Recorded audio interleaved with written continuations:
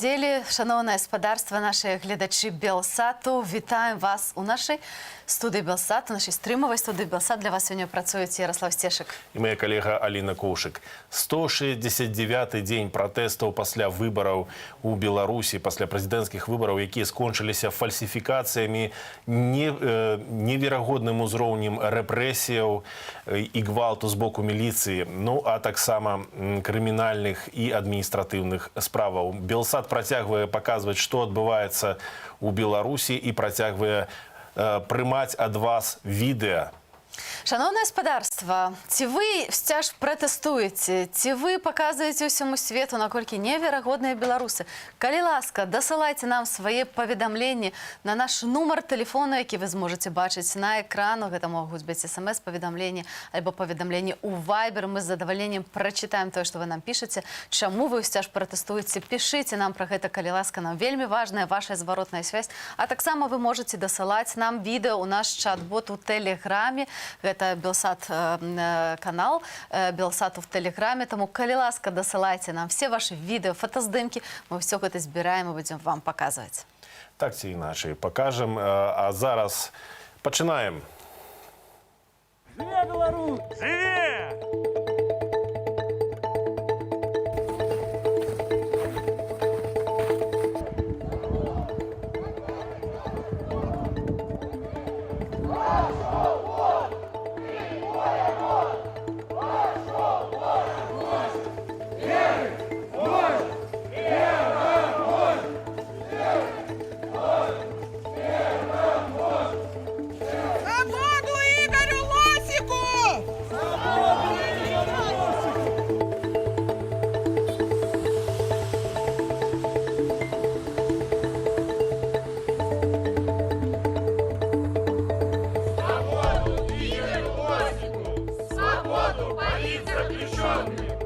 Беларусь продолжает!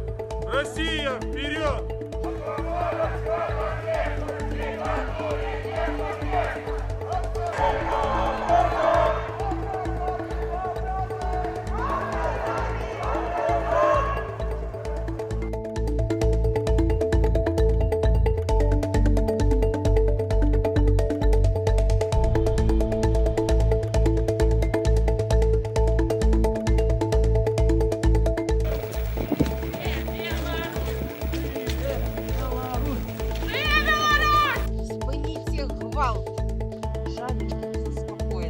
Живе Беларусь, живе Жабенька.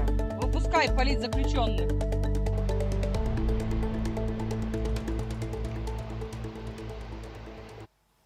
Як бачыце, у Беларусі пратэстуюць нават снегавікі, і адметна тое, што ўсе гэтыя пратэсты спалучае адно. Гэта чырвона-белы колер. Формы пратэсту розныя, крэатыўныя. Кожны пратэстуе так, як можа. Выбираць можна абсалютна розныя формы, але вось са снегавікамі мне вельмі спадабалася. Табе спадабалася, мне спадабалася, грамадзянам Беларусі у большасці падабаецца снегавікі, якія не несуць ніякай пагрозы. А вось міліцыянтам не падабаецца ні снегавікі з чырвонымі шалікамі, ні ялінкі таксама упрыгожаныя. Белсат паказваў ужо відэа з камераў назірання, як людзі у цывільнай вопратцы ходзяць па дварах, бураць снегавікі, здзіраюць гэтыя шалікі, шапкі са снегавікоў, адбіваюць снегавікам галовы.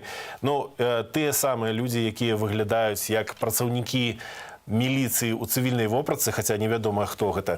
Ну, вось у Новай Баравой, напрыклад, такія людзі ў масках забралі сёння упрыгожванні з ялінкі, а таксама падарункі з-пад гэтай ялінкі, і чытач, які даслаў гэтае відэа незалежным журналістам, пасля вось такой аперацыі па ліквідацыі Новага года скрынку з цацкамі і падарункамі панеслі ў мікрааўтобус.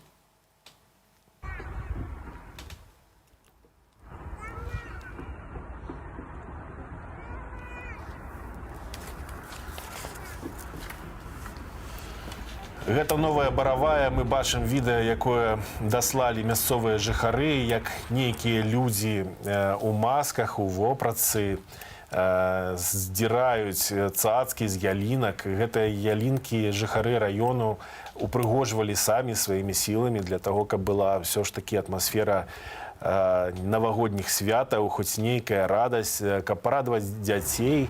Ну, а таксама, як бачым, чырвона-белыя падарункі Я моцна думаю, не что просто до іх спадабаліся. не прыйшоў Дед Мороз. Ну, Дед Мороз не прыходзіць да тых, Хто сябе недобра паводзіць. Так. Таму яны вырашылі такім чынам скрасці падарункі, якія мясцовыя жыхары просто упрыгожылі якімі свой двор, каб было больш утульна, больш святочна. Тым не менш, ну, вось так, гэта просто звычайны такі, ведаеш, злодзей падарункаў, так, як у фільмах такіх Так. святочных бываюць такія кепскія героі, вось такія самыя героі, антыгероі ходзяць і, на жаль, па нашых вуліцах і скрадваюць просто наша свята. Ну, было б добра, каб яны абмяжоўваліся толькі ялінкамі, толькі снегавікамі, таму што, на жаль, людзі ў цывільным, міліцыянты, спецназ, КДБ і тыя, каго Лукашенко называе народнымі дружыннікамі, узброеныя таксама часам людзі, праводзяць сапраўдныя рэпрэсіі, б'юць жывых людзей, а не толькі снегавікоў. І праводзяць беспрэцэдэнтны ўзровень рэпрэсіяў у Беларусі.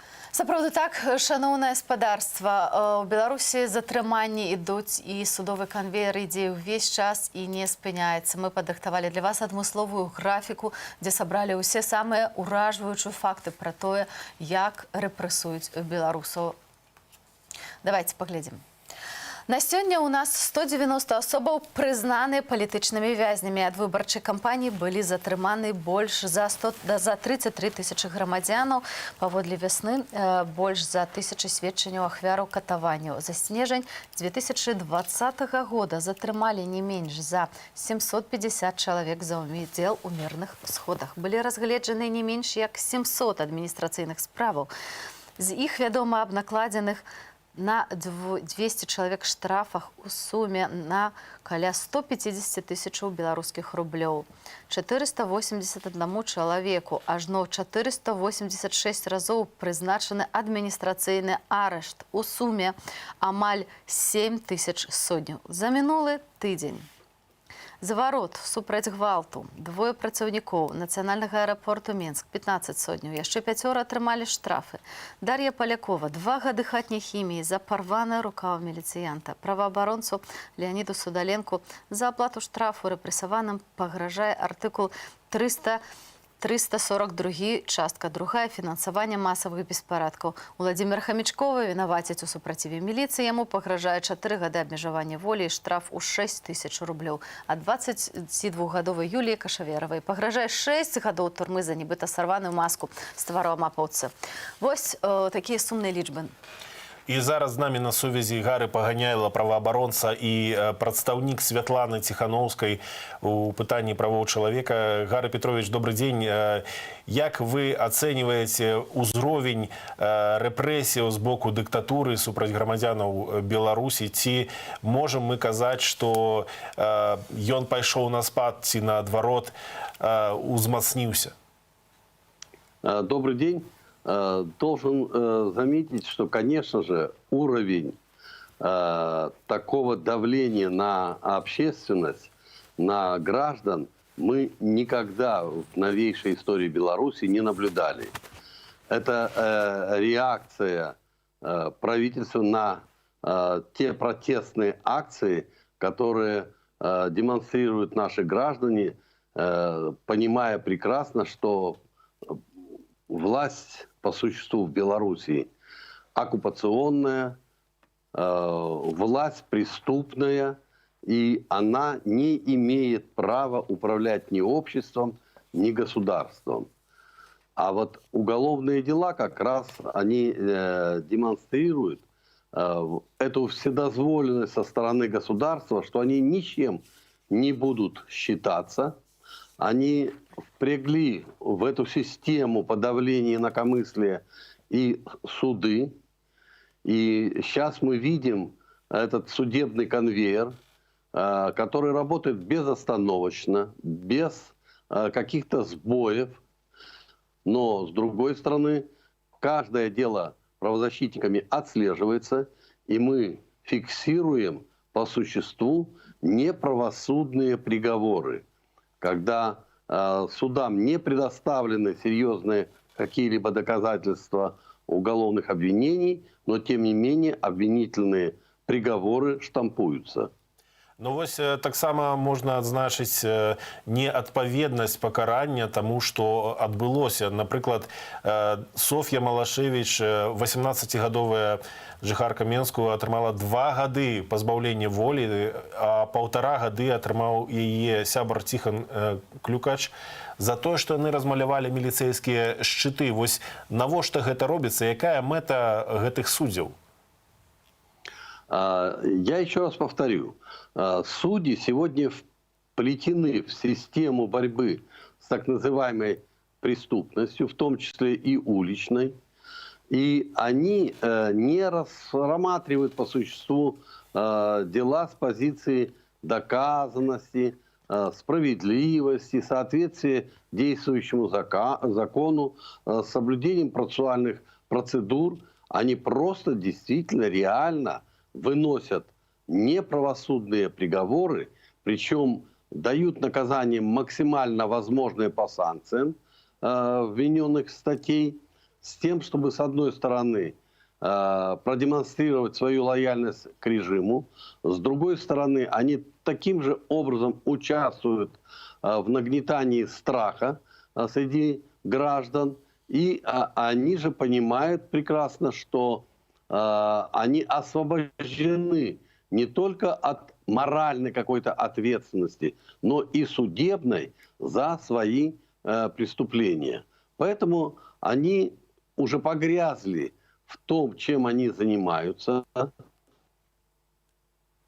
Они понимают, что они совершают преступление против правосудия как минимум и чувствуют себя, тем не менее, как бы, наверное, нормально, понимая, что режим к ним претензий иметь не будет, а граждане до них не доберутся. Спадар Гары, скажите, мы зараз назираем, что и в принципе уже белорусы, ну, калі можна так сказаць, у душках прызвычаліся да таго, што затрымаць могуць кожнага ні за што на вуліцы. В прынцыпе, людзі не маюць магчымасці нейкім чынам рэагаваць, лічыць на тое, што суд разгледзіць іхную справу. Мы бачым, што беспрэцэдэнтны ўзровень і колькасць гэтых справаў і судовых канвеер, ён увесь час працуе. Штодня, вось тут мы ў студыі Белсат, у нашых навінах мы паведамляем про тое, што ў дзень ідуць некалькі розных судоў, так, увесь час выносяцца прысуды. Вось як сябе паводзіць грамадзянам у дадзенай сітуацыі? Мы разумеем, што рэжым робіць усё, каб застрашыць людзей, каб яны спынілі гэтыя пратэсты. Але вось як пратэставаць так, каб менш ставіць сябе вось пад гэтае, падстаўляць сябе пад сілавікоў, каб не быць затрыманымі? Ці ёсць нейкі рэцэпт? Такого рецепта не знаю. Сегодня надо осознавать, что мы находимся в состоянии тогда, когда в Беларуси действует оккупационная власть. Власть враждебная по отношению к народу. И людям надо это осознать. И те, кто приняли для себя решение бороться с подобной властью, они вправе использовать все методы партизанской войны с оккупационными режимами, как это было продемонстрировано в период фашистской оккупации Белоруссии. Я не призываю к вооруженному конфликту с властями. Увы, народ на это, к сожалению моему, не готов и не пойдет, хотя на применение оружия со стороны властей, а они это все время демонстрируют, которое привело к смерти как минимум 6 наших граждан, позволяет все-таки людям вести самооборону и применять в том числе и физическую силу тем, кто неправомерно пытается их задержать, незаконно лишить свободы, тем более причиняя телесные повреждения, иногда даже тяжкие, а мы говорим и о случаях причинения смерти. Вот в этих условиях граждане наши, многие, большинство, не хотят подчиниться тем условиям жизни, которые навязывает оккупационная власть. Не хотят подчиниться жесткому порядку следования как раз тем рекомендациям, которые мы слышим со стороны властей через телевидение, через иные средства массовой информации. Мол, не выходите на улицы, не сопротивляйтесь, не активничайте. Все равно у нас сил и средств хватит с тем, чтобы вас подавить. И те, кто встал на борьбу, на сопротивление, они, конечно, должны думать о тех методах и действиях, которые могут быть противопоставлены. Но загнать всех сегодня, я уже об этом говорил, под плинтус властям не удастся. И 9 августа продемонстрировал, что люди не согласны с тем, что происходит в стране. И последующие издевательства над народом и пытки над тысячами людей, продемонстрированные властями, которые, естественно, люди восприняли как жест такого чрезмерного, необоснованного насилия, и люди крови не простят.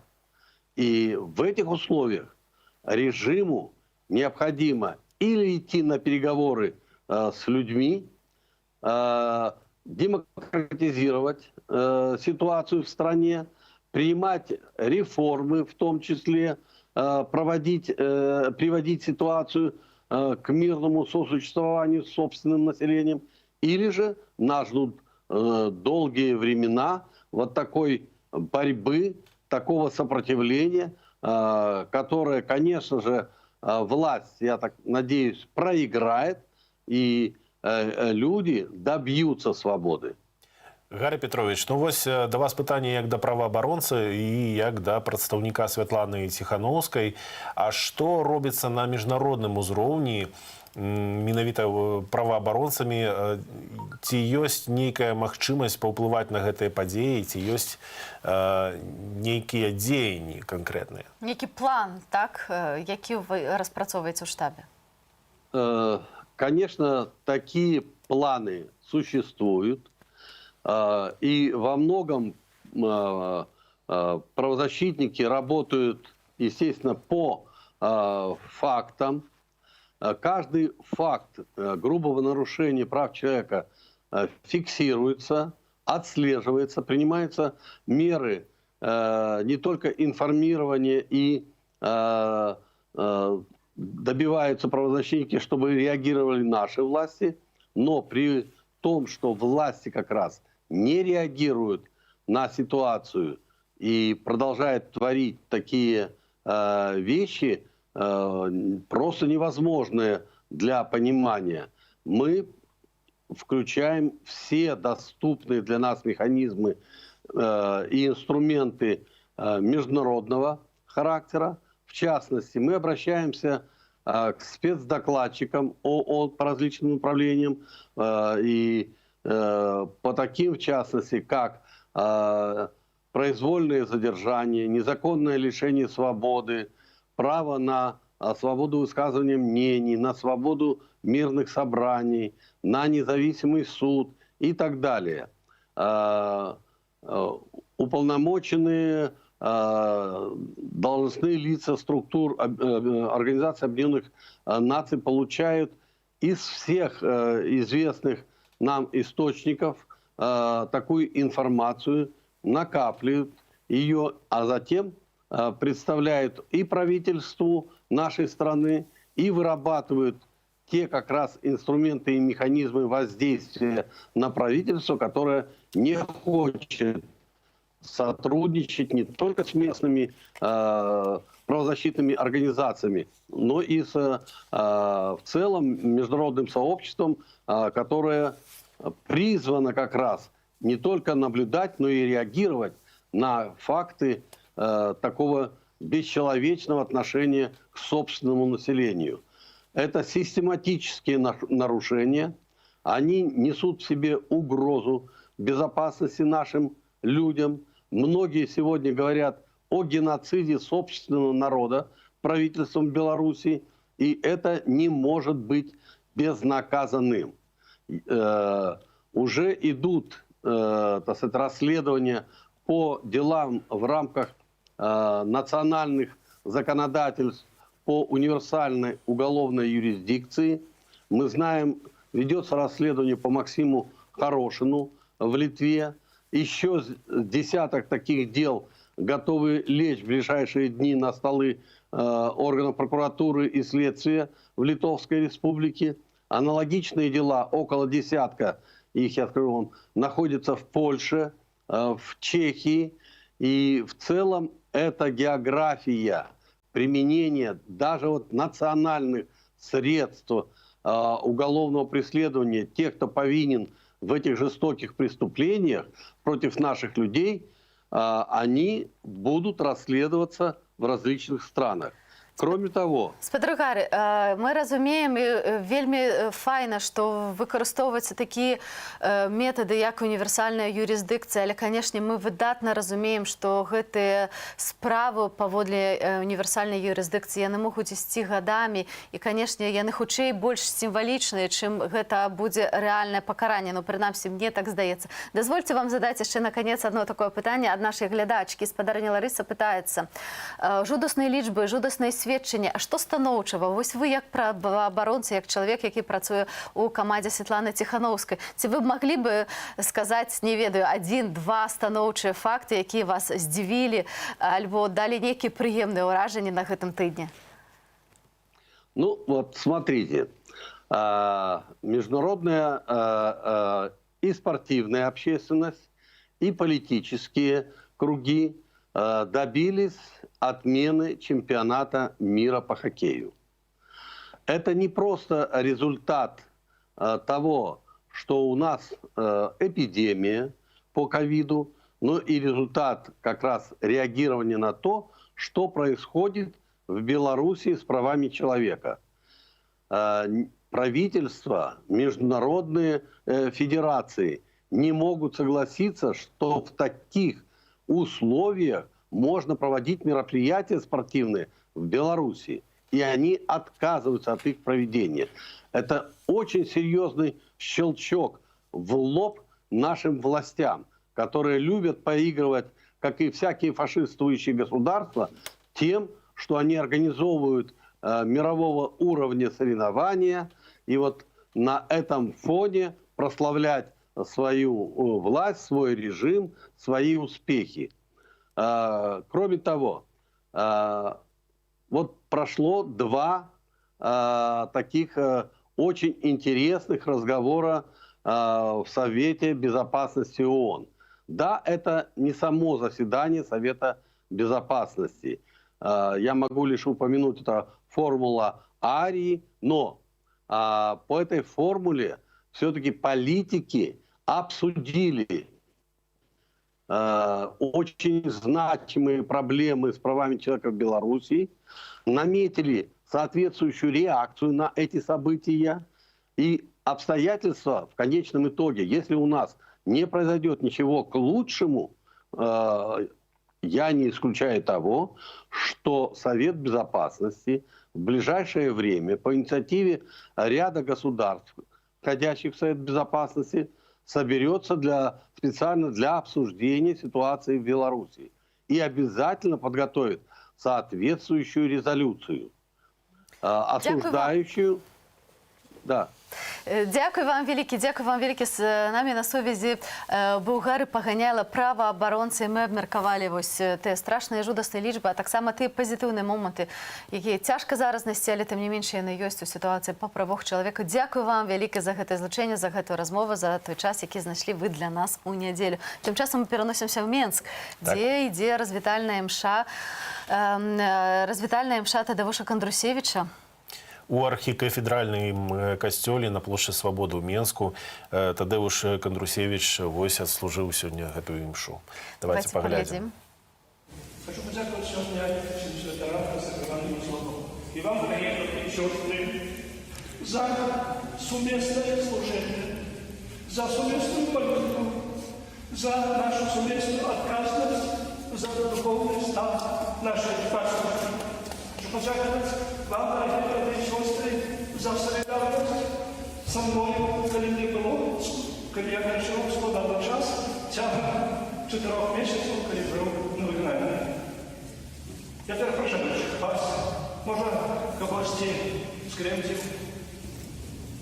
Хочу заметить, что учинил, слава Богу, для Костела и для исполнения путей.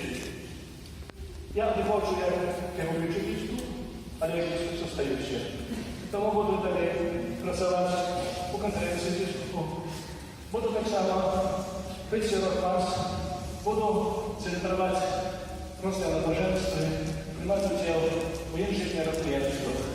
Я тогда прошу и далее вашей молитвой, как я далее мог духовно исполнять свои обязанности бискупа. Щиро вам дякую, я добрий Бог вам благословить. Дякую.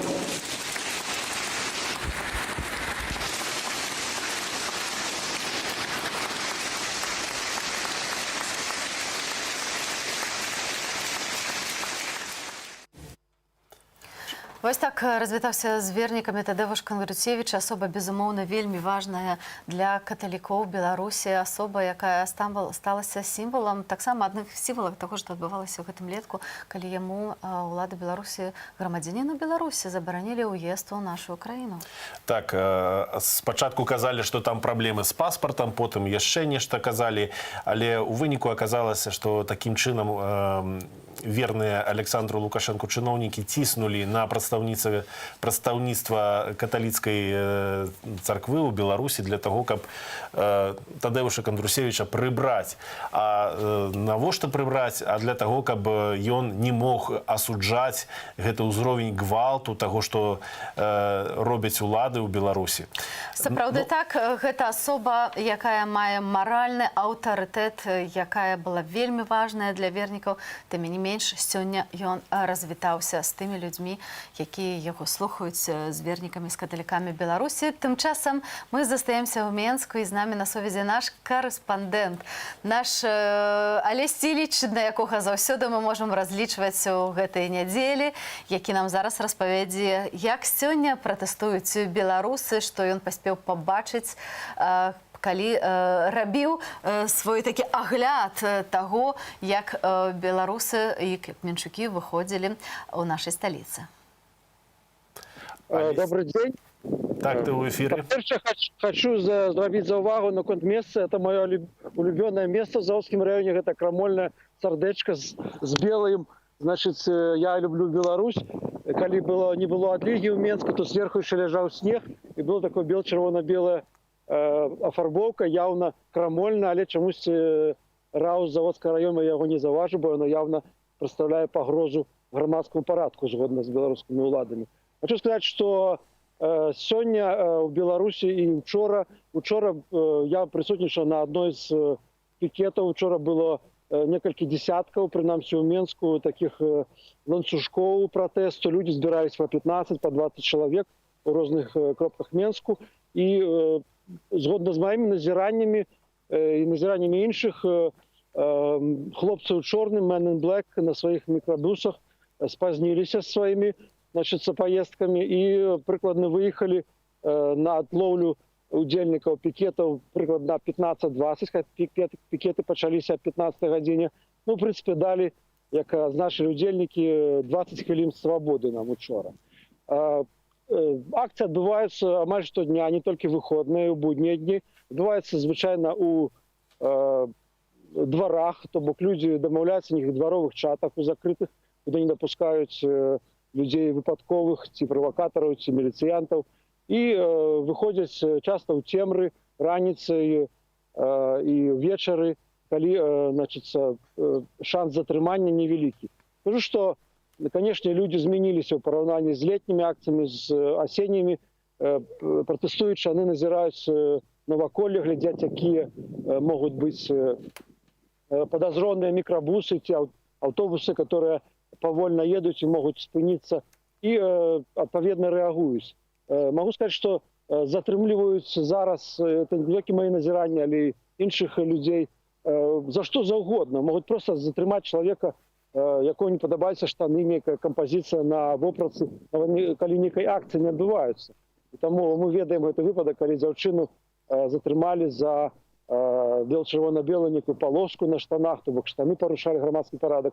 Учора затрымалі нашага аператара белсатаўскага Александра Мітрукова. Пазаўчора ледзь не затрымалі мяне, уже фактычна затрымалі. Я пад'ехаў, нават не было акцыі, я пад'ехаў, каб сняць месца самаспалення, которое мужчына падпаліў сабе каля дома ўрода ў пятніцу. І нават здалёку спрабаваў здымаць на телефон, до мяне падышоў амаповец і запрасіў мяне ў раус. Ну, я як бы пастараўся пацягнуць час, супіў некія гутаркі з ім, і врэшце ён згадзіўся, каб я пры ім удаліў відэа, якія я зняў, і, значыць, пакінуў і не паехаў у раус. Пры гэтым я бачыў, як пад'ехала здымачная брыгада, напрыклад, ТНТ, я звярнуў увагу амапаўца, сказаў, што «Левіца, вон журналісты ж пад'язджаюць», ён кажа, ну, гэта ж журналісты, у них акрэдытацыя ёсць. Ну, як бы стараемся калі прыязджаў на акцыі, раней мы как-то показывали, что мы журналисты, что мы належим до прессы, могли апранаць там некие курточки, там, эти микрофоны. Теперь это не обороняет, теперь накидываются на перш на журналистов. Тому мы спробуем уже здымать, ну, как звычайные протестовщики, выходим, здымаем на телефон, там, тихонечко как бы не светить, что мы журналисты. Потому что я кажу, что зараз особливо выходные дни, это такие как бы период полювання. То есть по городу ездить. До речі, от сьогодні, да, забув сказати, я раніцею, у мене кожна неділя починається з того, що я проїжджаю на машині по городу, їжджу по Коловій, гляжу, чи не заїжджає військова техніка у город. Але ні сьогодні, ні в эту неділю, ні в минуле військова техніка не заїжджає, тому що я лічу, що улады зрозуміли, що військова техніка неефективна. Вона громоздка, вона повільно рухається, і вона зауважна здалек. І тому вони зараз приміняють таку тактику, вони їздять на цих мікробусах, вони стали вже вешаць дзяржаўныя нумары дзяржрэгістрацыі, тому что люди ведаюць, калі раней было, что не было, значит, нумароў дзяржрэгістрацыі, то это значит, что это ціхары. АМАП альбо КОП. Алесю, сапраўды, хацела цябе запытаць яшчэ пра адну рэч, бо сёння 41 дзень, як галадае Ігар Лосік, это блогер, вядомы адзін з аўтараў тэлеграм-канала «Беларусь галаўнога мозгу». Вельмі шмат беларусаў выказвалі сваю салідарнасць з Ігарам. Вельмі шмат людзей просяць вызваліць гэтага чалавека. Акцыю падтрымку прайшлі ў Беларусі учора і сёння, дарэчы. Вось ці ты бачыў, ці ты на свае вочы чуў таксама тое, што беларусы падтрымоўваюць сапраўды Ігара Лосіка і просяць яго выпусціць. Гэта вельмі важна, бо чалавек ужо фактычна памірае. Зараз 41-й дзень галадавання, гэта азначае, што яго цела паступова губляе жыццяздольныя функцыі, і сапраўды гэта ўжо незваротны стан. Ну, я скажу, что с теми удзельнікамі пратэстаў, з якімі я размаўляў, это асноўная тэма, это галоўная тэма сённяшніх і учорашніх пратэстаў, гэта нагадаць пра чалавека, які галадае і фактычна можа памерці ў любы дзень. І дзе такія тэмы? Это падтрымка палітычных зняволеных, это падтрымка найперш Ігара Лосіка, які галадае, а таксама падтрымка пратэстаў у Расіі. Мы, конечно, з цікавасцю глядзім на тое, што адбываецца в Расіі, тое, што фактычна пачынаецца тая ж хваля, якая у нас пачыналася летом. Вось. І, конечно, найперш, конечно, жанчыны. Я учора рабіў апытаначку такую сярод удзельнікаў пратэсту. Яны вельмі занепакоены, для іх ён як сын, як унук. Яны, конечно, былі занепакоены, казалі, што гэта мусіць спыніцца, і заклікаюць таксама яго спыніць галадоўку, бо яго жыццё не варта таго, каб зараз аддаць такім маладым узросце такому таленавітому, хорошему человеку за гэты рэжым. Тому да, я сапраўды так, мы все выдатна разумеем, што Ігар рызыкуе сваім жыццём, але, як ён кажа, ён не спыніцца, гэта было яго свядомае рашэнне. Гэта адзінае, што ён можа зрабіць, каб дамагчыся скасавання вось гэтага несправядлівага ўтрымання ў турме. Дзякуй вялікі, з намі на сувязі з Менску быў Алесь Сіліч, карэспандэнт, які з самай раніцы сочыць за тым, што адбываецца ў Менску. Так што, калі вы бачыце Алесь, абавязкова размаўляйце з ім, гэта значыць, што ўсё, што мы думаеце, ён раскажа ў нашых эфірах Белсату. Дзякуй табе вялікі, Алесь, усяго добрага. Алесь быў на сувязі з завадскога раёну сталіцы, а мы памятаем, як летам рабочие заводов выйшлі на страйкі, і гэта было, дарэчы, не толькі ў Менску, гэта было і ў горадні, на горадні Азоце, і ў Салігорску, ну, але мы ведаем, што Верховный суд пакінуў без зменаў пастанову Менскага абласнога суда аб незаконнасці страйку на Беларускаліі ў Салігорску. На гэта беларусы адказалі акцыі салідарнасці з забастовачным камітэтам пад назвай «Кулак салідарнасці». Кожны мог зрабіць здымак са сціснутым кулаком, выкласці яго ў тэлеграм-каналы, апублікаваць. І давайте паглядзім, што атрымалася.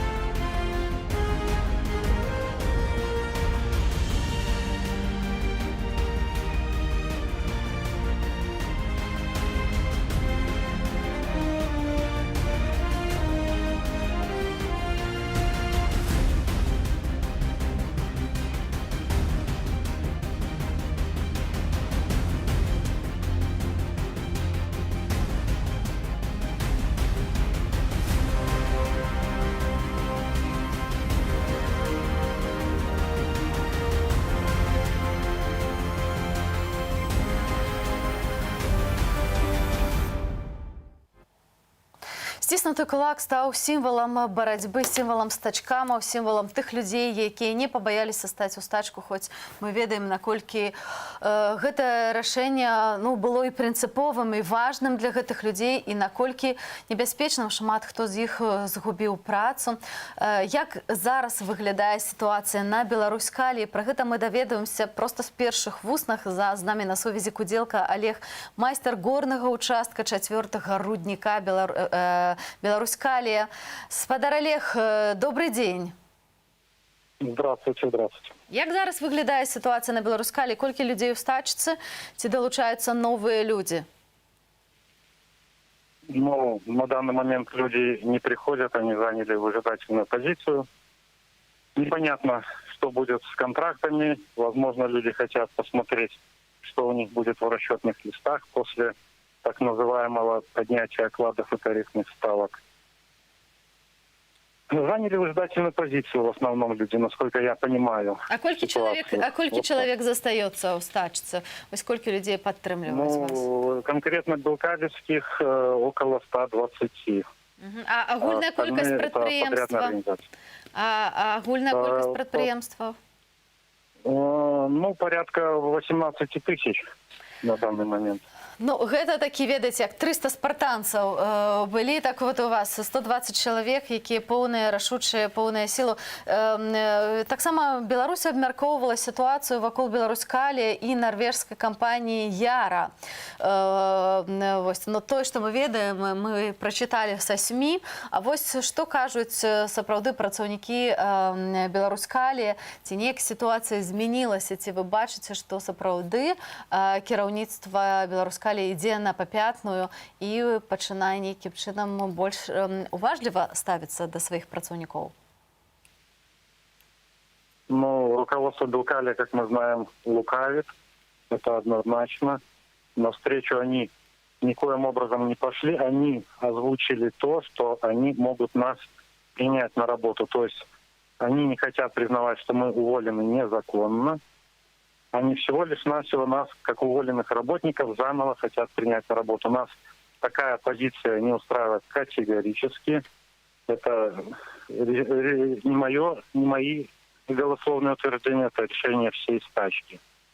Поэтому мы требуем... Мы можем сказаць, што яны аднаўляюць на працы. Вось так, як абяцалі у СМІ кіраўніцтва Беларускаліі, ці можам мы сказаць, што яны насамрэч аднаўляюць звольненых стачкамаўцаў на працы?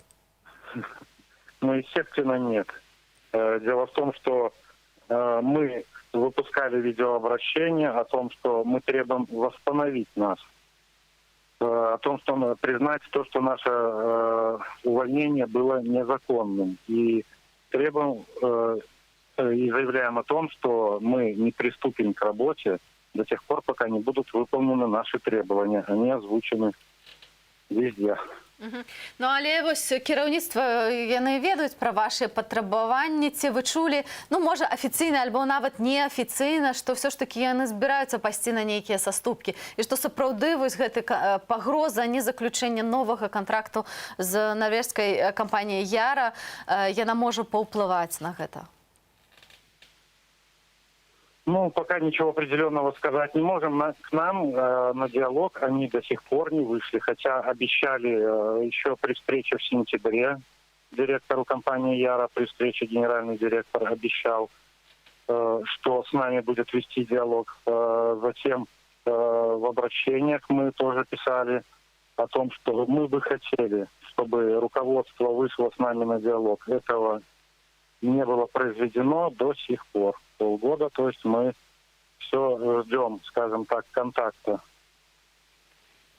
Вось у мяне такое пытанне. Мы памятаем, як міліцыя, спецназ, гэты АМАП прыязджаў не толькі ў Салігорск разганяць людзей на вуліцах, нават тых, хто не меў ніякага дачынення да пратэстаў, але таксама гэты АМАП прыязджаў і разганяць удзельнікаў пікету, мітынгу каля рудаўпраўлення. Мы на Белсаце таксама паказвалі гэтыя кадры. А зараз як ці адчуваюць рабочыя Беларускалію нейкую такую пільную, шчыльную увагу міліцыі, ці дзяжуряць там гэтыя людзі ў цывільным?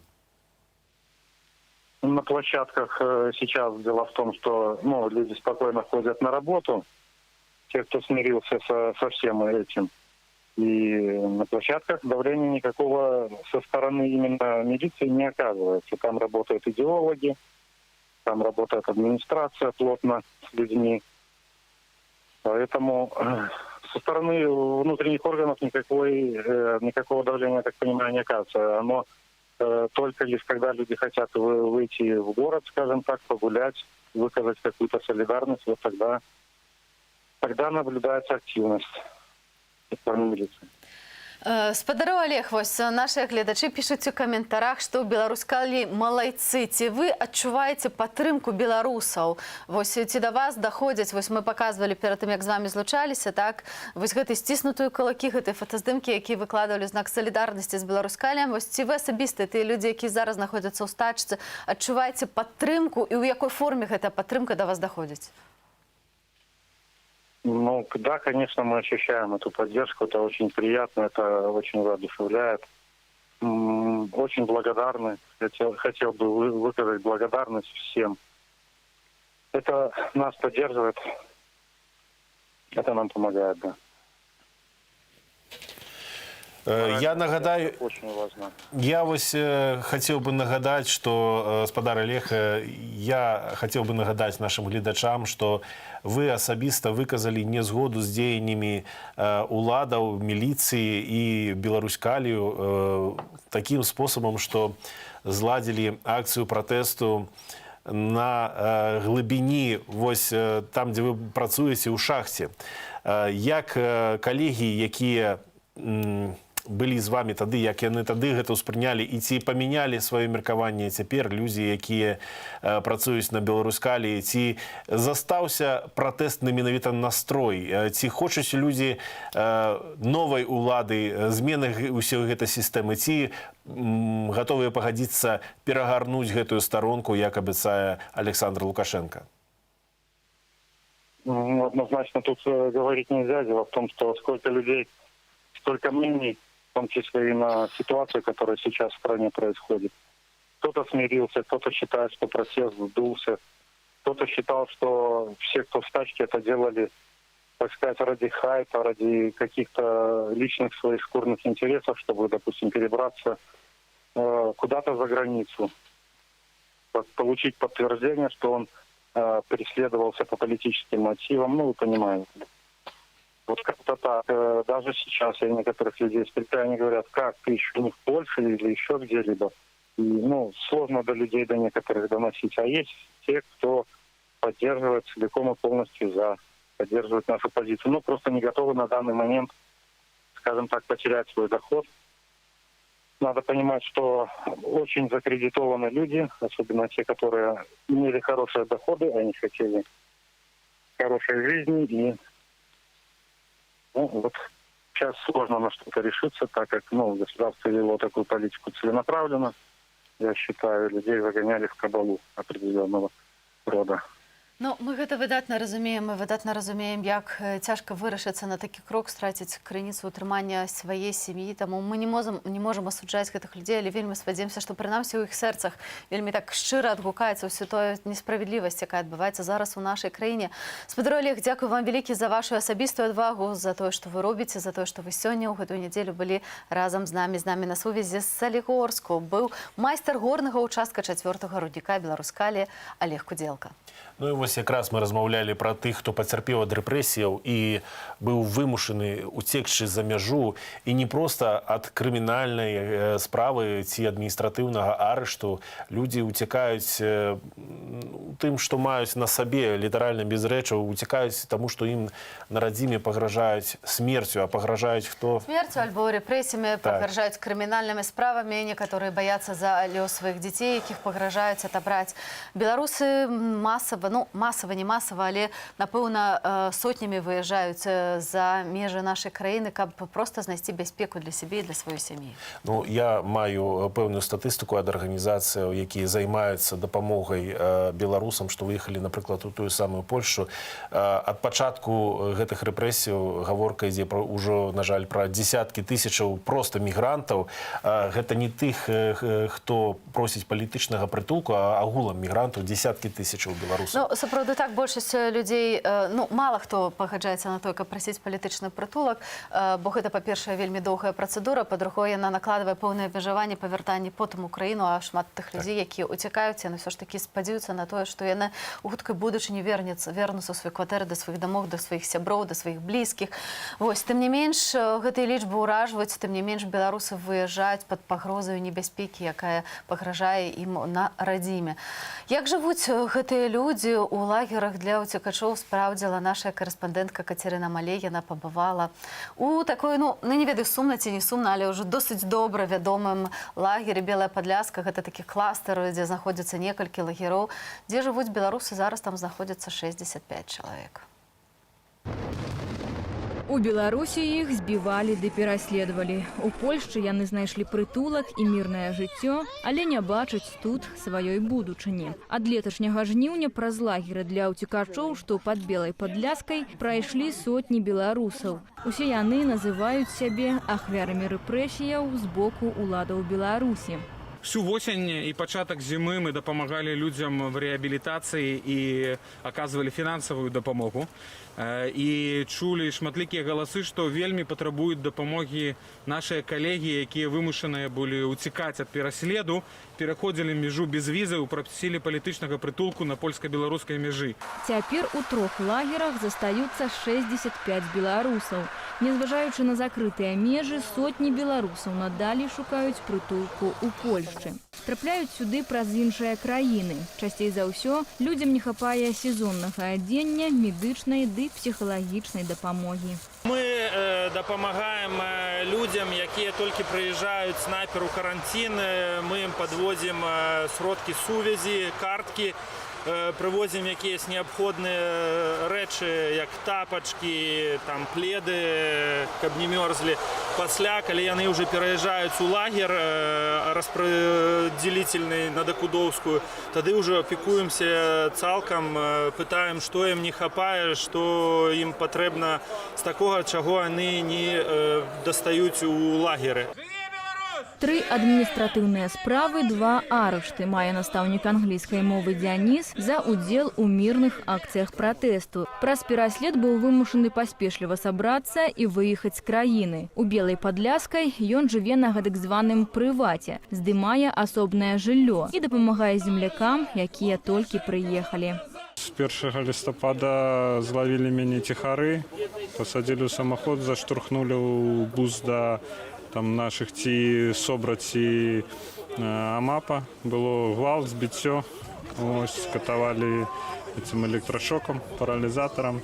Ну, все гэтыя глупства, гэтыя пытанні, пагрозы. пагрозы пазбаўлення жыцця. Гэта цяжка назваць судом, тому што кожны суд ён павінны быць сведкі, павінны быць адвакаты. Ты знаходзішся за кратамі, прыязджае суддзя, такі у пакуйчыку такім маленькім, і я нават не ведаю, хто там быў у мяне і былі ли у мяне сведкі. Ні імён, нічога. Сядзіць суддзя, сядзіш ты, і за спіною табе ахоўнік. Вось і ўсё. І мне кажуць, як ты можаш даказаць, што того не было? Як я магу даказаць, калі я за кратамі знаходжуся? Вось і весь суд. Сюды прыязджаюць цэлымі сем'ямі, пакідаючы сваякоў і рэчы ў Беларусі. Так увосень пасля звальнення з працы ды пагрозаў Ірына разам з мужам і дзіцём, боючыся за сваё жыццё, маршруткаю Берасце-Тэрэсполь паехалі ў невядомасць. Візы ў іх не было, на польскай мяжы прасілі палітычнага прытулку. Здесь, по крайней мере, да, чувствуем безопасности полной, то, что мой ребенок не будет поддаваться такого же прессинга. Хотим переехать сейчас на приват. Барыса затрымалі падчас сталічнай акцыі памяці Романа Бандарэнкі, куды мужчына адмыслова прыехаў з Барысава. Яго моцна збілі ў бусе. Сілавікі называлі гвалт выхаваннем. Закрытую чэрапна-мазгавою траўмаю ды зламанымі рэбрамі хуткая дапамога даставіла яго ў Бараўляны. У шпіталі Барыс правёў 10 дзён. Тыя мапаўцы, што мяне збівалі, яны мне абяцалі. Ты будзеш сядзець 5 год, і ты выйдзеш менавіта тады, калі сыдзе Саша. Гэта быў у іх такі жарт.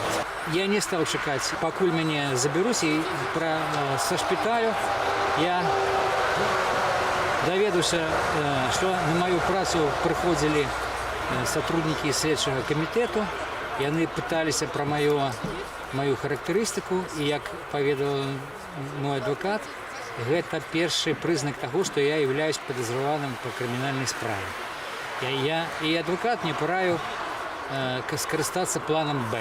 План Б для Барыса азначаў уцячы з краіны першым жа самалётам. Як стала вядома пазней, выехаў мужчына своечасова, бо ўжо на наступны дзень ягонае прозвішча трапіла ў спіс невыязных. Са словаў уцекача, гэты лагер лепшы, чым той, у якім ён мог апынуцца ў Беларусі. Тым не менш, у Польшчы беларусы пачуваюцца на раздарожжы. Шмат хто пры першай жа магчымасці хоча вярнуцца дадому.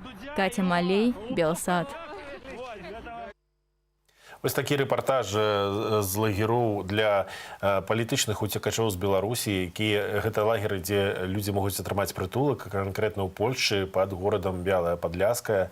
І мы ведаем, што людзі, якія былі вымушаныя эміграваць, яны удзячныя і палякам, і беларусам, і украінцам таксама, якія дапамагаюць на месцы все ж такі даць рады пасля такога траўматычнага пераезду. Сапраўды так, і тут беларуская дыяспара робіць вельмі шмат воклічаў з'яўляецца ў інтэрнэце, вельмі хуткія людзі адзываюцца і супольнымі сіламі ратуюць тых людзей, якія знаходзяцца ў цяжкай сітуацыі. Тым часам, дарагія гледачы, вы пішаце нам вельмі шмат, рэагуеце на то, што адбываецца з Ігорем Лосікам. Сапраўды нашае сэрца баліць разам з вамі, разам з усёй Беларусю. 41 дзень ужо Ігор галадае. Гэта ўжо больш за 6 тыдняў. Яго арыштавалі яшчэ перад прэзідэнцкімі выбарамі і абвінавацілі ў тым, што выкарыстоўваў свой папулярны тэлеграм-канал для падрыхтоўкі парушэння грамадскага парадку. Яму пагражае да 8 гадоў зняволення. І Ігор патрабуе гэтым сваім галадаваннем зняць беспадстаўныя абвінавачванні.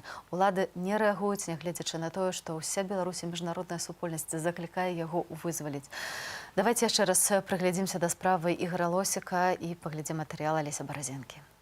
Вось ужо 7 месяцаў Дар'я Лосік не бачыла свайго мужа. Адміністратар тэлеграм-каналу «Беларусь галаўнога мозгу» ды кансультант беларускай службы «Радыё Свабода» Ігор Лосік застаецца за кратамі з 25 чэрвеня. 15 снежня, пасля выстаўлення новага абвінавачвання, палітвязень абвесціў бестэрміновае галадаванне, якое трымае ўжо 41 дзень. У сваіх лістах Ігор Лосік піша, што вельмі сумуе па жонцы ды іхнай 2-гадовай дачцэ Паўліне, якая імкліва расце без бацькі.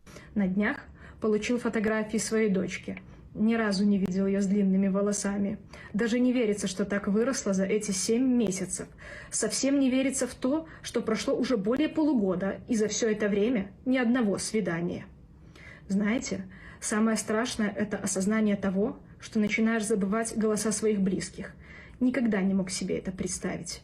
Працяглая галадоўка не магла не адбіцца на здароўі палітвязня. Днямі ў жодзінскім СІЗА яго змог наведаць адвакат. Сейчас Игорю очень непросто. У него скачет давление и кружится голова. А сегодня его перевели в новую камеру с видеонаблюдением. Видимо, кто-то не верит, что Игорь голодает уже столько дней и хочет убедиться в этом лично.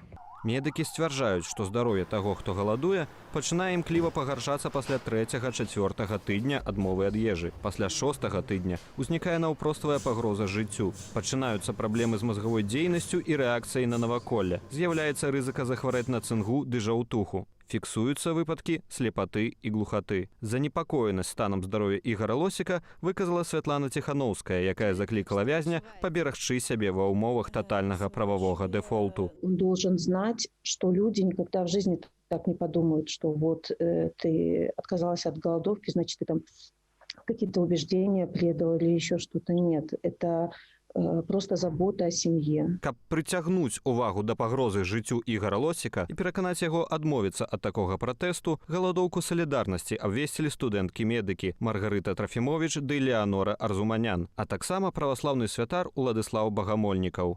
Планую працягваць, пакуль галадоўку працягвае Ігар. Калі здарыцца непапраўнае, я пастараюся пратрымацца столькі ж дзён, што і ён. Спадзяюся, да гэтага не дойдзе і яму зменіць меру стрымання на хатні арышт. Ці ён сам адмовіцца ад задумы, калі даведаецца, што размова ўжо ідзе не толькі аб ягоным здароўі. За 26 гадоў праз галадаванне ў Беларусі прайшлі дзясяткі палітыкаў і грамадскіх актывістаў. Сярод іх Андрэй Клімаў, Мікола Статкевіч, Мікола Аўтуховіч, Сергей Скрабец і сябры руху Маці 328. Журналіст Андрэй Пачобут яшчэ ў 2006 годзе трымаў сухую галадоўку як пратэст супраць несправядлівага затрымання. Ён упэўнены, што Ігар Лосік добра ўзважыў усю сур'ёзнасць свайго кроку. Калі правы чалавека парушаюцца канкрэтнага, калі не маеш ніякіх іншых інструментаў абароны ані сябе, ані сваёй годнасці, галадоўка гэта заўсёды адзін з апошніх сродкаў, каб сябе бараніць. Вось, я думаю, што калі ён рашаўся на гэтую галадоўку, гэта сур'ёзнае рашэнне, таму што гэта не было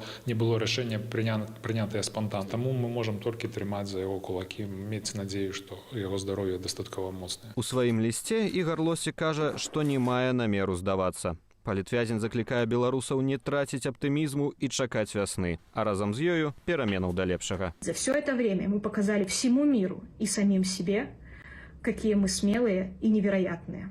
А по уровню солидарности задали просто непостижимую планку. И вот это вот все невозможно запереть ни в концентрационном лагере под Ивацевичами, ни на стадионе «Динамо», обнесенном колючей проволокой. Я уверен, что все получится и изменится к лучшему. А теперь, кто дослушал до этого момента, включите песню «Весна» вопли Видоплясова и сделайте погромче. Весна, весна, весна, прийде, весна, весна, весна, весна ганує, весна, весна, весна, весна, прийде, весна. Алесь Баразенко, Белсад. Вось. Сапраўды, вясна прыйдзе, мы ўсе ў гэта верым, мы ўсе чакаем на вясну і вельмі спадзяемся, што Ігар таксама дачакаецца ў добрым здароўі, альбо прынамсі ў здароўі, бо зразумела, што пасля такога галадавання здароўе вельмі моцна падарванае. Шаноўнае спадарства, вы ўсе пішаце тут, што Ігар гэта наш герой, свабоду Ігору Лосіку. Калі ласка, пішыце больш такіх паведамленнях, мы будзем зачитваць на наш нумар у Вайберы, альбо смс-паведамленні можаце таксама дасылаць, альбо каментаваць проста ў Ютубе у нашай найпроставай эфіры.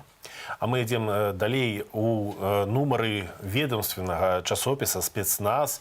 За лістапад-снежань 2020 года выйшла гутарка з намеснікам міністра ўнутраных справаў Мікалаем Карпянковым. Гэта раней быў кіраўнік ГУБАЗіку, галоўнага ўправлення барацьбы з арганізаванай злачыннасцю і карупцыяй. Ну, вось гэты чалавек азначыўся. Я нагадаю, шановне гаспадарства, часопіс «Спецназ», вось ён...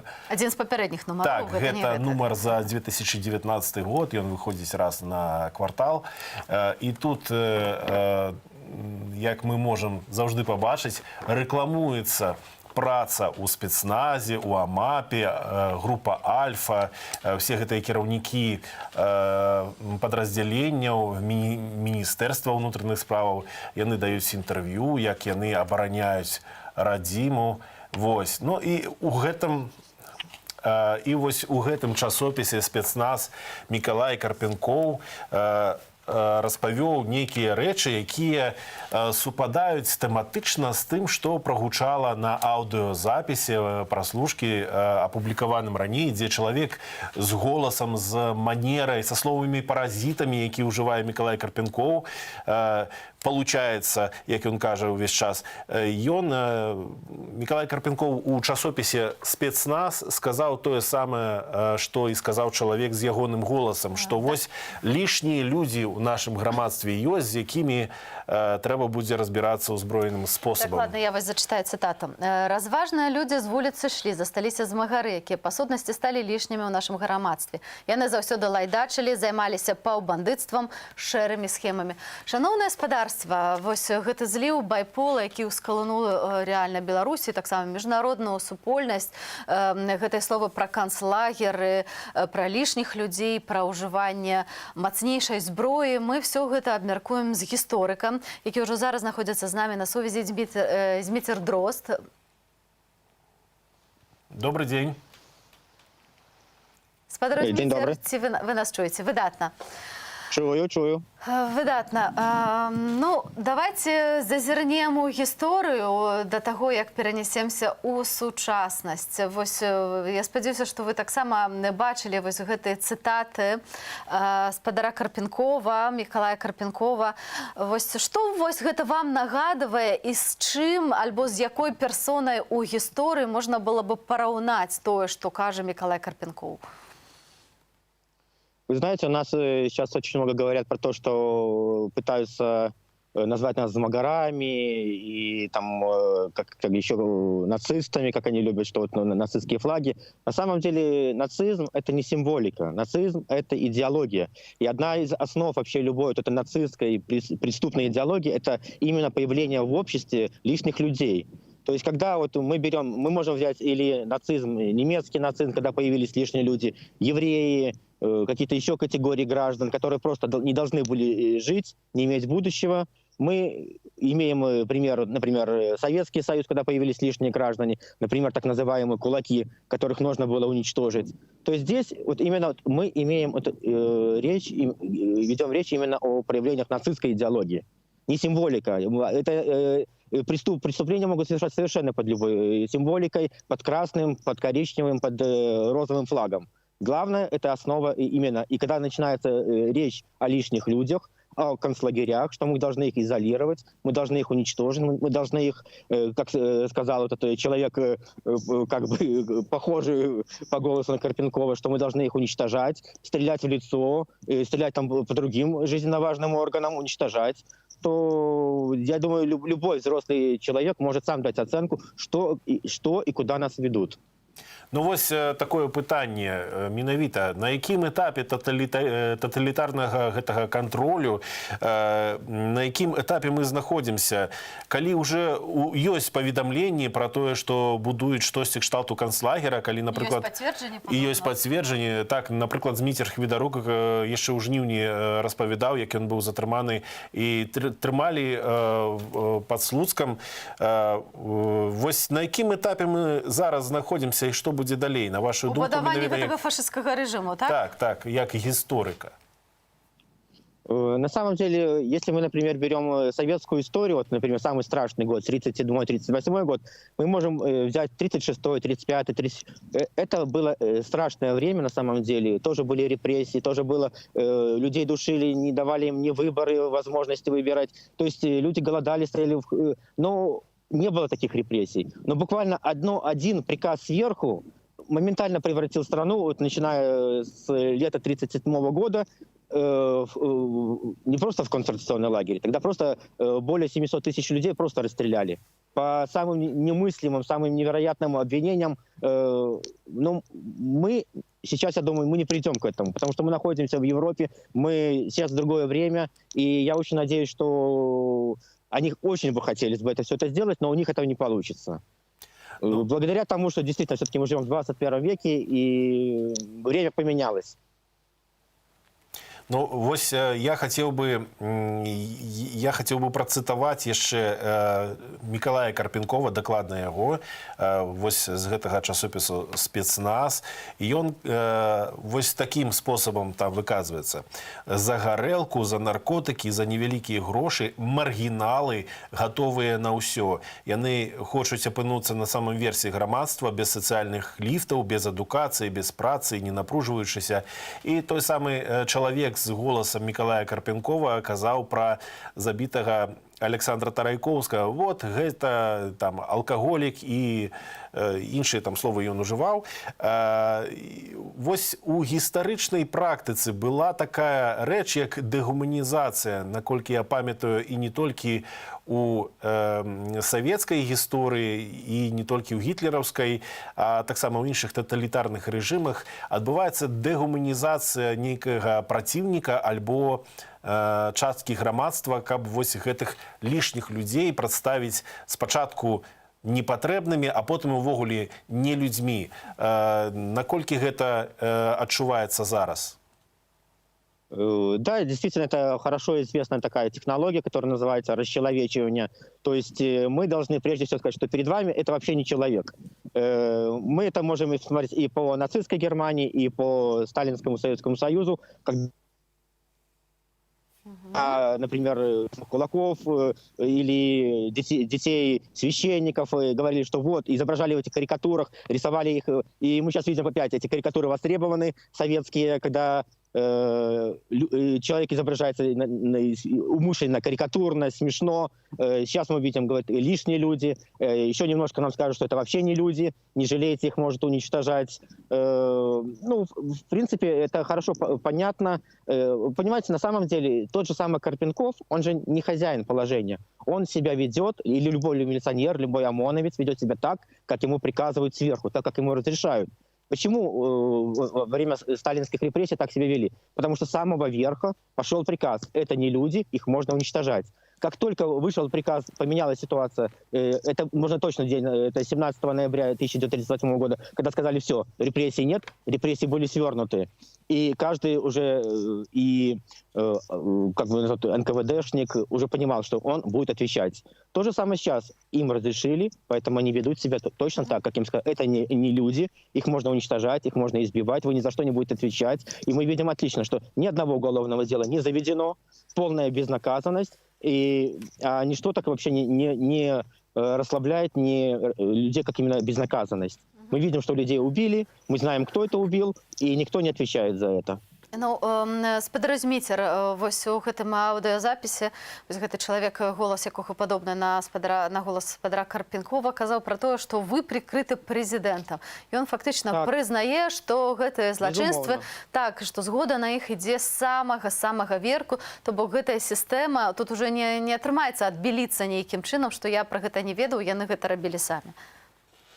Где же мы, на самом деле, по-моему, было 30 числа, и прошла даже была официальная информация, что была встреча у президента, и президент, была же буквально эта прямая речь, что если там напал на милиционера, кто-то стреляете, убиваете, и мы слышим буквально этот же как бы монолог в переводе уже Карпенкова для своих, я понимаю, каких-то он командиров там встречался, рассказывал. Он буквально только свою уже речью, как он понял это, все передал слова президента.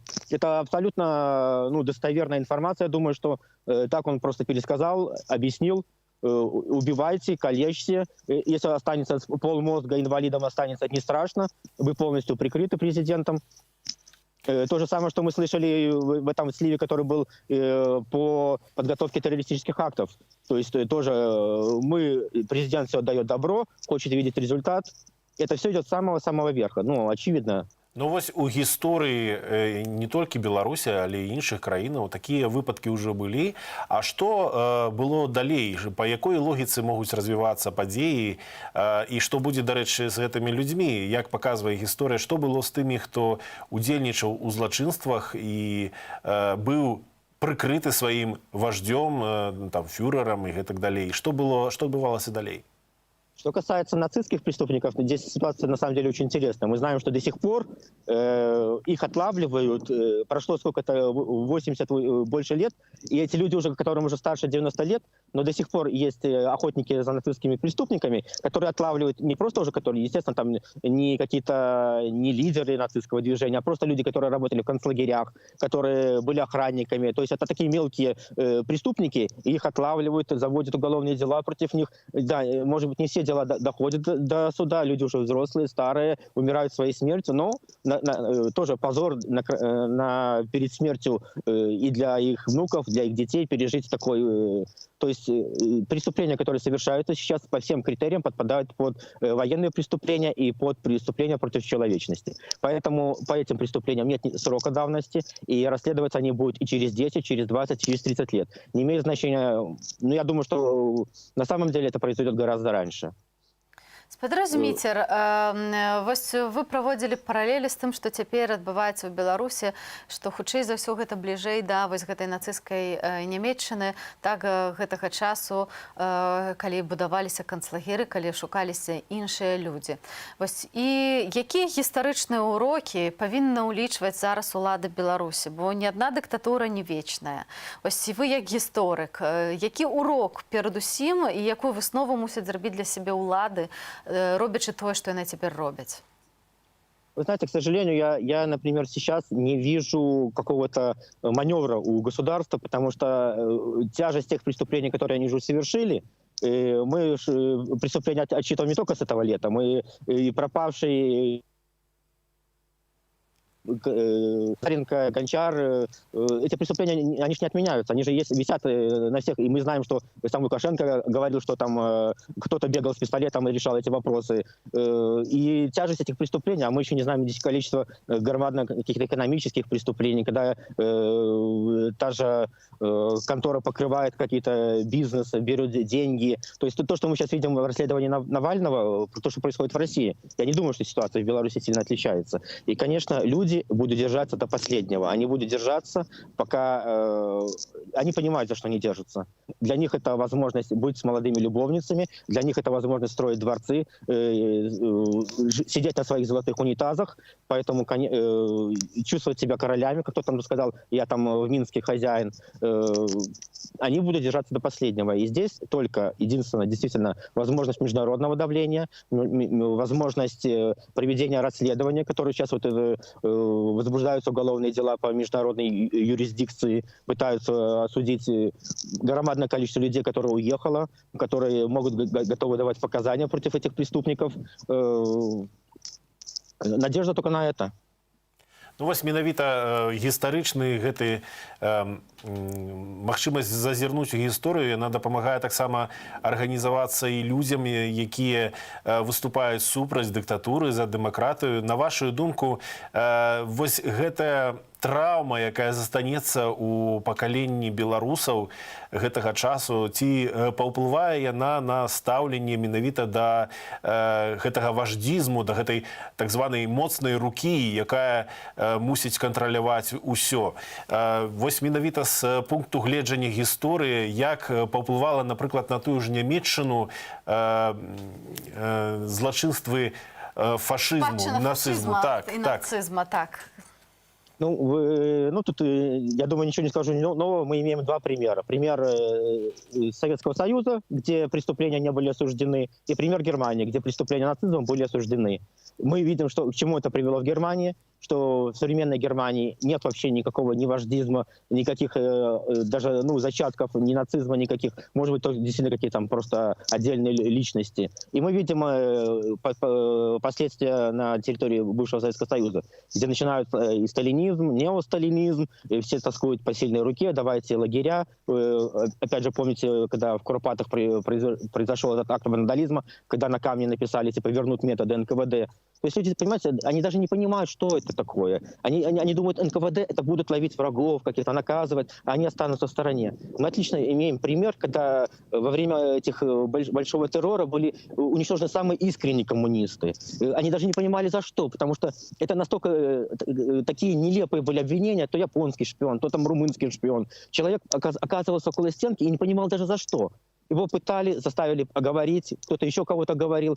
Это совершенно были бессмысленные репрессии только ради страха. И те люди, которые сейчас хотят, надеются, что вернутся сталинские методы, они, я не знаю, они хотят быть палачами или следователями. Какую-то они видят себя роль. Потому что, скорее всего, каждый, кто будет следователем, палачом, через какое-то время он может сам стать около стенки. И мы видим это по 30 Сапраўды так, году. вось, Да. акурат хотела вас запытаць, вось, удакладніць тое, пра што вы кажаце.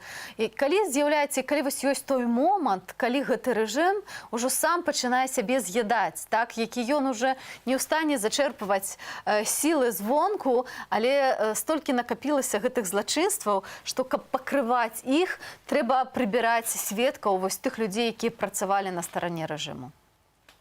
Я уже говорил про этот 1937 год, когда вышел указ самого верха, что сворачиваем репрессии. И после этого момента начали арестовывать уже тех руководителей НКВД, руководителей отделов НКВД. И когда они уже сами попали в эту мясорубку, они понимали, что их ждет, они стали сами друг друга сливать.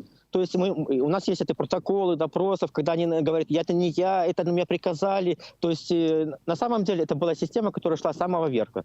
НКВД – это всего лишь мяч партии. Партия сказала уничтожать людей, НКВД выполнила приказ. И вот когда эти люди все маленькие, которые пытали, они попались действительно уже сами в эти застенки, они друг друга рассказывали про друг друга, они сливали друг друга, они спасали свою жизнь, они валили все на своих командиров, командиры валили на своих командиров. То есть это была такая бесконечная цепь. И действительно, большинство именно высшего командного руководства НКВД было расстреляно. Их расстреляли очень быстро, их зачистили полностью. А вот какие-то мелкие ссоры, шанс там кого-то исключили из партии, кому-то, да. Получается, что они выполняли приказ, да. Так, яны выконвалі загады, а потым за гэтымі ж самымі загадамі выканалі іх. Можна так падсумаваць гэтую размову. Спадар Зміцер, дзякую вам вялікі за гэты цікавы экскурс у гісторыю, за ўзгадванне тых фактаў, які, быць можа, некаторыя людзі забылі, але варта іх узгадваць і прыгадваць. Дзякую вам вялікі. З намі на сувязі быў гісторык Зміцер Дрозд. Ну, спадарства, як гэта ўсё ўплывае на грамадства. Практычна ў кожнай сям'і ёсць затрыманыя, пабітыя і людзі, якія прайшлі праз рэпрэсіі. І гэта ўсё ўплывае вельмі моцна на псіхалагічны стан. Пастаянны ціск на людзей, на грамадства ўплывае на кожнага практычна. Я хіба што думаю, што зараз у Беларусі кожны чалавек мае прынамсі знаёмых затрыманых альбо сяброў, альбо блізкіх. Заўсёды гэта вельмі траўматычнае перажыванне, гэта заўсёды вельмі траўматычна, і гэтая траўма застаецца з намі у псіхіцы. Так, і вось менавіта як сачыць за сваімі эмоцыямі, думкамі, за целам. Тацяна Палхоўская, псіхолог, яна паразмаўляла з нашай журналісткай Настай Каханович. Калі ласка, вельмі карысная размова. Давайте паслухаем. Вітаю, шановне спадарства. Сёння мы размаўляем з псіхолагам Тацянай Палхоўскай пра цяжкасці, з якімі сутыкаюцца беларусы падчас пратэстаў. Тацяна, добрый дзень. Добрый. Сёння на сённяшні дзень ужо вядома больш як за 30 000 беларусаў, якія прайшлі праз адміністратыўныя суды. Большасць з іх апынуліся на сутках. І многія кажуць пра цяжкасці пры адаптаванні да жыцця. Як ім вярнуцца да паўсядзённага жыцця пасля зняволення?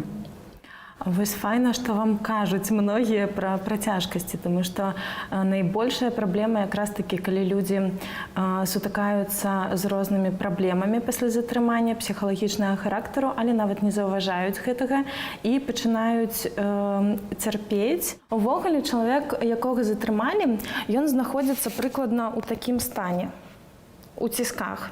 Таму што яму нельга самому выбіраць, што яму рабіць, куды яму пайсці і ўвогуле нават чым яму харчавацца. Зразумела, што ў такім стане арганізм будзе напружаны, будзе ў стрэсе, ён будзе мабілізаваны максімальна. Таму, калі чалавек вяртаецца ў сваё звычайнае жыццё, першае, што ён адчуе, гэта расслабленне і нават, можа быць, эйфарыю. Але пазбаўленне волі гэта ў любым выпадку страшна, таму што гэта ненармальна, калі чалавек не ўласнік свайго жыцця. І таму другім этапам гэта будуць накрываць вось тыя самыя эмоцыі. Тут ужо залежыць ад таго, у якім эмацыйным стане увогуле чалавек жыве і жыў да затрымання. А ці ёсць нейкія універсальныя парады для людзей, якія толькі вызваліліся пасля адміністратыўнага арышту? Звяртаць на сябе ўвагу, даць сабе адпачынак столькі, сколькі трэба, камусьці дзень, камусьці 5, камусьці месяц. Не рабіць бліжэйшы час пасля затрымання таго, чаго не хочацца, каб мозг звык да таго, што ён зноў кантралюе сваё жыццё. І таксама атачыць сябе максімальнымі такімі простымі, побытавымі, камфортнымі рэчамі. Добрая ежа, утульнасць, блізкія людзі і гэтак далей. І я бы вельмі хацела, каб былыя затрыманыя памяталі, што яны не абавязаны распавядаць усё і адразу і адказваць на ўсе пытанні, таму што трэба даць сабе час. Што могуць зрабіць блізкія, найперш, напэўна, сваякі, блізкія сваякі, сябры для такога чалавека? Які ўжо выйшаў ці які ўжо выйшаў, так. Які ўжо выйшаў. Па-першае, даць яму крышачку утульнасці, цяпла, абдымкаў, вельмі такіх целесных рэакцый. Важна ўзяць чалавека за руку, трымаць яго, радавацца разам з ім, таму што гэтыя простыя рэчы, гэта вельмі важна ў момант такога вяртання. Чалавеку важна адчуваць целесныя такія дотыкі, цяпло іншага чалавека. Вельмі крута, калі можна там яшчэ пледам накрыць, даць кубак гарбаты, стварыць для яго бяспечную і эмацыйную і фізічную бяспечную такую прастору. Пасля гэтага вельмі важна чалавека выслухаць, таму што дастаткова часта людзі любяць распавядаць пра сваё затрыманне дзесяткі разоў. Прычым яны распавядаюць адно і тое ж, і такім чынам выходзіць гэта траўматычная сітуацыя. Блізкім тут трэба проста слухаць. Канешне, не абясцэньваць, таму што і з такім мы сустракаемся, калі людзям кажуць, я ж табе казала, куды ты пайшоў, і навошта табе гэта ўсё было, і што мы цяпер будзем рабіць там з тваёй працы і гэтак далей. Ні ў якім выпадку, слухайце, ваш блізкі, ён герой. Як бы вы не ставілись да самой сітуацыі, ён быў у тых умовах, у якіх чалавек не мусіць быць. Таму тут патрэбна падтрымка, слухаць і даваць камфорт, ежу, сон, максімум такіх рэсурсаў. А вот, дарэчы, напэўна, вельмі актуальная праблема для людзей, у якіх у сям'і існуюць такія палітычныя рознагалоссі, так сказаць. Як увогуле паводзіць сябе чалавек, які выйшаў, а ў яго атачаюць людзі, якія, мякка кажучы, яго не падтрымліваюць. Це цяжкавата, напэўна, для чалавека. Ведаеце, хочацца прывесці свой прыклад, хаця у мяне бацькі вельмі падтрымліваюць і мае погляды, і мяне, але проста калі ў нас у іншых пытаннях з бацькам, напрыклад, ёсць нейкія супрацьлеглыя думкі, я яму заўжды кажу: слухай, ты ж мяне з імі любіш. Ён кажа: ну да. І гэты момант канфліктнасці, ён так смягчаецца, і ты не ведаеш, і навошта яго трымаць. Тут тое самае, таму што блізкім людзям галоўнае сказаць: слухай, я цябе люблю, все, пасля пра гэта. Уся Беларусь, напэўна, зараз у напружанні жыве, многія жывуць у стрэсе. Ёсць нейкія агулам такія парады, лайфхакі, можа быць, як сняць гэта напружанне, сняць гэты стрэс, калі там штодня затрымліваюць суседзі, знаёмых, пастаянны страх? Ёсць адзін. Я заўжды раю проста жыць, як бы гэта не дзіўна гучала. Таму што людзі забываюць, што ідзе жыццё, ёсць каханне, ёсць побыт, ёсць ежа, ёсць сон, ёсць ванна.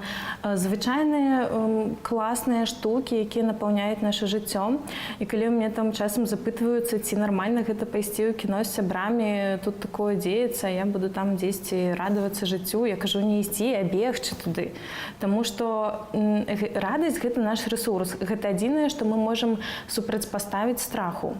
І адмаўляцца ад радасці гэта як быць у атачэнні ў нейкім замку і скідваць там не ведаю ежу пад ногі ворагу і самім заставацца ў пустэчы. Гэта тое самае. Чым больш у нас будзе радасці, тым больш будзе энергіі. Чым больш энергіі, тым менш страху.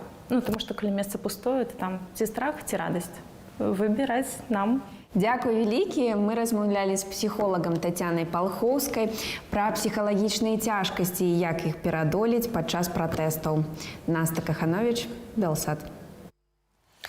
Шановне гаспадарства, спадзяюся, што вы досыць уважліва паслухалі гэтую размову і скарыстаецеся парадамі гаспадарыні псіхолог, якія сапраўды вельмі простыя, але вельмі дзейсныя. Трэба дбаць пра нашых блізкіх людзей, асабліва ў гэты складаны час, які мы ўсе зараз перажываем на Беларусі. Гэты час ускладняецца таксама і пандэміі тым, што ковід на Беларусі не адступае, хоць, канешне ж, афіцыйныя лічбы не даюць поўнай карціны сітуацыі. І вось паводле афіцыйнай інфармацыі за мінулую сотню зафіксавана 1748 інфікаванняў ды 11 смерцяў. Ну так, і найбольшую пагрозу гэты коронавірус нясе людзям аслабленым.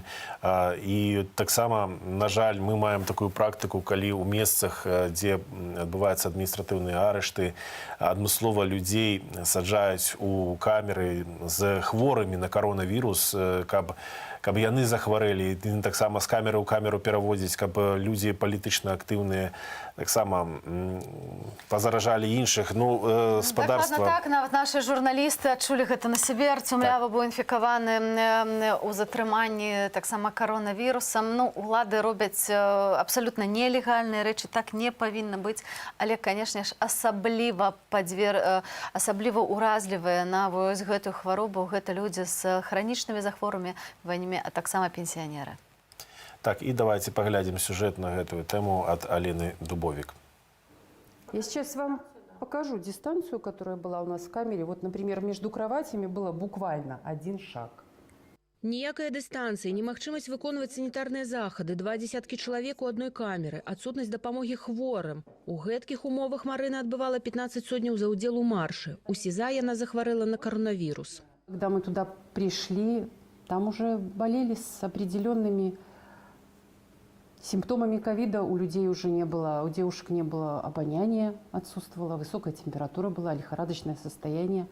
Градусник у фельдшера не работал, он показывал 36,2 у всех, даже тех, у кого было уже состояние такое, можно было определить даже губами, прикоснувшись к колбу, температуру. Ніякіх афіцыйных звестак пра колькасць зняволеных, захварэлых на ковід няма. Паводле ж валанцёраў праваабарончай арганізацыі «Вясна» 8 з 10 вязняў пенсійнага ўзросту заражаюцца ковідам. Сажать пенсионеров в камеру, где может потенциально быть ковид, это смертный приговор, особенно если нет средств личной защиты. Человек и так нездоровый, к этому еще добавляется стресс того, что он в камере. Мне кажется, это просто смертный приговор. Паводле звестак Сусветнай арганізацыі здароўя, рызыка цяжкой аплыні захворвання ўзрастае з узростам. Людзі старэйшыя за 60 гадоў пад асабліваю пагрозаю. Ганна не толькі захварэла пасля сотняў, але і заразіла свайго мужа. Удваіх яны прахварэлі больш як месяц, і ў іх дагэтуль праблемы са здароўем. Уже вот 2-й месяц, как я, но все равно остаюсь, последствия после коронавируса очень тяжелые. Слабость сильная. Еще не полностью восстановился запах. Я называю это бесчеловечностью, несправедливостью. Нягледзячы на тое, што камера, дзе заставалася Ганна, не была цесную і перапоўненую, дыстанцыявацца ад хворых магчымасці не было.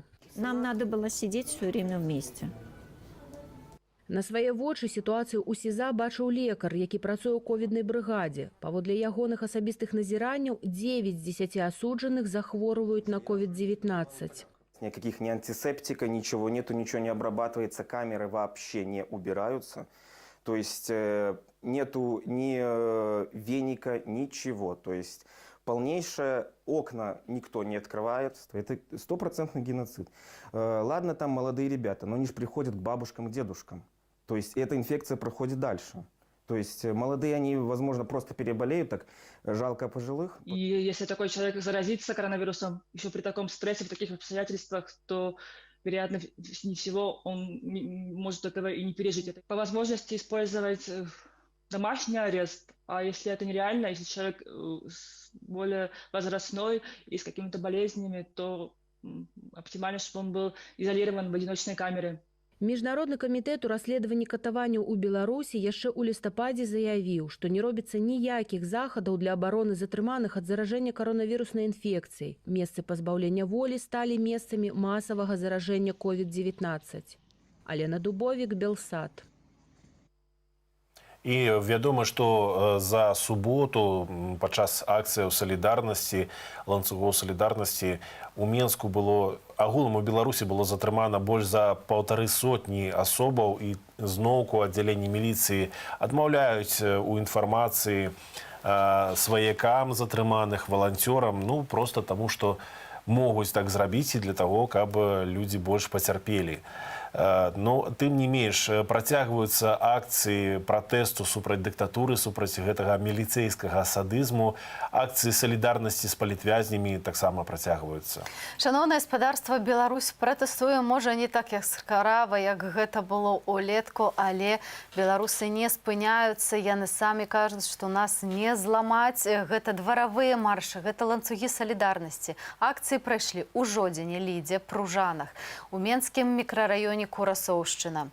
Пікет таксама адбыўся ў Рэчыцы на Гомельшчыне, дзе жыхары выйшлі падтрымаць Ігара Лосіка. Хай бачыць, сказала жанчына без маскі, якая не хавае свой твар. То бок беларусы выходзяць сёння, выходзілі учора перад усім з заклікамі вызвалення, заклікамі свабоды Ігару Лосіку, а таксама у падтрымку Алексея Навальнага з патрабаваннямі вызвалення Алексея Навальнага. Беларусы салідарызуюцца з тым, што адбываецца у России. Мы бачым, што гэтыя працэсы вельмі падобныя, хоць, конечно же, так шчыра масавымі пратэсты, якія учора адбыліся ў России, цяжка назваць. У Москве выйшлі каля 40 000 чалавек, а Москва гэта ўсё ж такі 12 мільёнаў. Так, гэта так, як больш, чым уся Беларусь разам узятая, калі можна так параўнаць. Атрымліваецца так, але гэта розныя краіны, розныя сітуацыі, хаця абагульняе гэтыя пратэсты, па-першае, імкненне да свабоды, па-другое, мірны складнік, таму што людзі не выходзяць з нейкімі там кіямі, з нейкімі нажамі, як пра гэта кажуць на дзяржаўным тэлебачанні. Людзі выходзяць са сцягамі, з дзецьмі, для таго, каб паказаць мірным спосабам. І вось давайце паглядзім, як гэтыя пратэсты адбываліся сёння.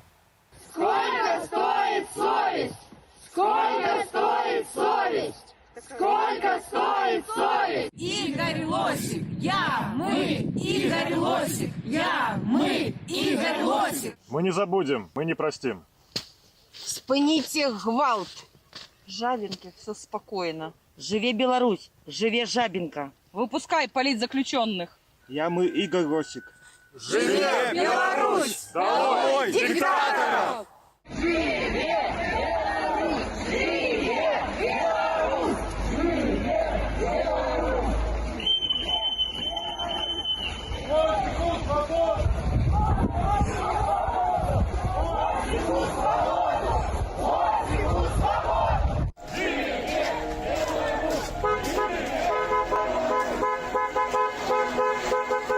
Сколько стоит совесть?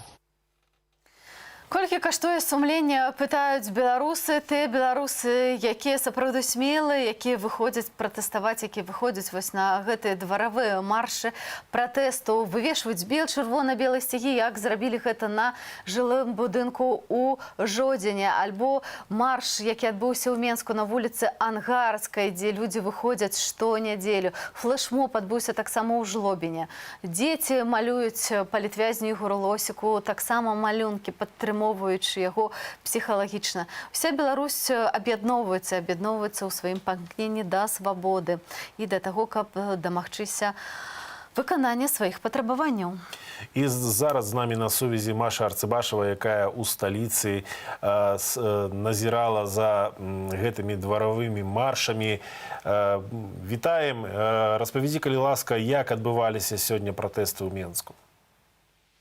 Добрый день, уважаемая студия. Ну, на жаль, мы уже не можем назирать по неделях такие активности. Теперь уже люди спробуют выйти, ну, альбо от самого рання, так, альбо там затем у вечера, коли в неделю, ну, альбо у суботу зараз уже стало популярно, и в пятницу люди выходят записывать відео, так само тут ставить дозорщиков, які сочать за ситуацію, больш безпечно гэта все пройшло і нікого не затримали. На жаль, у нас вчора затримали на каля Корони, на Кижеватова, затримали 2 дзяўчат, причем яны стояли з сцягами, іх нікому не замінали, але одна з гэтых жанчынаў, якая вырашила, что гэта ейны абавязак выклікаць на дзяўчат АМАП, ну, так и вышло, что АМАП приехал, затрымал дзяўчат. Сегодня, с того, что назирала, я проехалась по городе, шмат ДАИ машинаў просто катаются по городе, так само бусы. Вельмі шмат інфармацыі з розных раёнаў пра тое, што па дварах ходзяць ціхары, шукаюць гэтыя маршы, шукаюць піктоўшчыкаў, але ну, пакуль я не чула, каб былі нейкія затрыманні. Ну і ў горадзе таксама кропкава людзі выходзілі, станавіліся ў ланцугі салідарнасці. Гэта было на інстытуце культуры, некалькіх чалавек я бачыла, сцягом стаялі ўздоўж дарогі. Таксама тут на Караткевича цікавий пікет був зладжений, ну як на мою думку, бо на одним з хлопців була апранута куртка, у якої колеры зверху были аккурат червоно-белый, далек. Это выглядало, будто бы человек стоит со стягом. И он шел у компании еще 3 человек. И они периодично остановились вздолж дороги, махали машинам. Ну и робили выгляд, будто бы чекают светлофору зеленого, они переходили дорогу, и снова отворотный бок так само стояли, и будто бы чекали светлофору. Вот таким чином люди так само выказывают свою позицию. Причем, когда их проезжали бусики, нават припинилися, але хіба вирішили, що це може так здарилося, що ось люди стоять, тому що хлопець нават не ховав свого твару, тому, може бути, за цього не затримали, а може бути, просто не було команди. Це дуже так само таке питання, на якое не адказваць. Маша, ці ўдалося табе паразмаўляць, быць можа, з тымі людзьмі, якіх ты бачыла, пратэстоўцамі, які ў іх настрой, якія вось сёння патрабаванні, што яны выказвалі, што яны крычалі, ці былі нейкія плакаты, вось што ты заўважыла, нейкія асаблівасці сённяшніх альбо ўчорашніх маршаў? Не, плакатаў я не бачыла сёння, толькі са сцягамі бачыла людзей. Ну, а настрой які? Тут нават у чатах пишут люди, что давайте все-таки выйдем яшчэ раз. Это як учора было у мяне наліва, як люди вышли з раніцы, пасля яшчэ сустрэліся ў дзень і схадзілі на больніцу хуткай дапамогі, пастаялі ў ланцугу. Тое самае і цяпер абмяркоўваецца, і люди пишуць про то, што трэба выходзіць, трэба паказваць, это трэба рабіць не раз на тыдзень, это рабіць трэба кожны дзень. Ну, вось такія меркаванні. Ёсць, натуральна, тыя, якія ўжо стаміліся, ну, але калі чалавек стаміўся, яму просто трэба крышачку адпачыць хіба. Это ж не значит, что некая позиция меняется у человека. Ну, сапраўды, так, мы ўжо все зразумелі, што гэтае змаганне, гэта не спринт, гэта марафон, і трэба дазваляць сабе адпачынак таксама. Правда, Марія? Так, конечно, натуральна. Але тут яшчэ да ўсяго гэтая сітуацыя у России подбадзёрыла крыху людзей. Люди адчуваюць, што гэта не толькі ў нас такое, некая солідарнасць, все роўна размаўляюць пра гэтую солідарнасць, кажуць пра тое, што трэба неяк і падтрымаць суседзяў, хаця падавалася б так, у нас настроі былі супраць расійскія, але не супраць, як мы бачым, цяпер не супраць народныя, да, расійскія. І таму цяпер таксама абмяркоўваецца, якім чынам падтрымаць тых людзей, якія цяпер падстаўляюцца в той же Москве, ці Піцеры, ці па ўсёй Расіі. Ну і, натуральна, размовы ідуць пра тое, што трэба трымацца, трэба... Людзі падбадзёрваюць адзін аднаго, людзі прапаноўваюць дапамогу адзін аднаму, і гэтая салідарнасць, канешне, яна нікуды не знікла, яна да гэтай пары ёсць, і гэта не можа не радаваць. Я нагадаю нашим гледачам, что про то, что белорусский протест нібыта антирасійский, антипутинский, там, супраць Саюзу з Расіяй. Вось пра гэта заўжды казалі на дзяржаўных тэлеканалах прапагандысты. Нават спрабавалі Святлану Ціхановскую прадставіць як русафобку, антырасійскага кандыдата. Ну, гэта для таго, каб натуральна атрымаць Александру Лукашенку пэўную дапамогу ад Владимира Путина. Вось. Ну і ў Расіі, і ў Беларусі вось тыя самыя дзяржаўныя прапагандысты, яны весь час кажуць, што гэта нейкія замежныя куратары арганізоўваюць гэтыя акцыі пратэсту. А вось мы ведаем, што сёння выйшлі беларусы такіх раёнаў: Маяк, Менску, Зялёны Луг, Ангарская, Малінаўка, Каменная Горка. Вось гэта, калі казаць толькі пра Менск, як людзі арганізоўваюцца, як яны дамаўляюцца між сабой? Ці ты назірала нейкія куратары, каб пісалі паведамленні, заклікалі, там прызначалі канкрэтную дату, канкрэтнае месца збораў? Як людзі арганізоўваюцца на гэтыя мірныя пратэсты? Ой, з таго, што я бачу і перыядычна чытаю, гэта сапраўды не нейкія куратары, гэта хутчэй людзі стыхійна арганізоўваюцца па адзінадумцы, так, спісваюцца проста ў чаце, пішуць пра тое, што вось я не могу сидеть дома, давайте выйдем. Ці просто пишут, что вот я выйду, буду на гэтай кропцы, у такі час. Астатні прочитал, что просто долучаются, и ўжо раптам нейкія пікеты арганізаваны. Гэта сапраўды гэта не куратары, гэта самое ожидание людей. І тое, што нават сёння я назірала, калі проста людзі, праходзіўшы там каля гэтага пікету, проста спыняліся і залучаліся. То бок нельга назваць, што гэта нейкая арганізаваная там акцыя, так, гэта все стыхійна, гэта все па жаданні кожнага чалавека. Маша, дзякуй табе вялікі за размову, за твой каментар, за тое, што сочыш за тым, што адбываецца ў сталіцы. З намі на сувязі з Менску была Марыя Арцыбашева.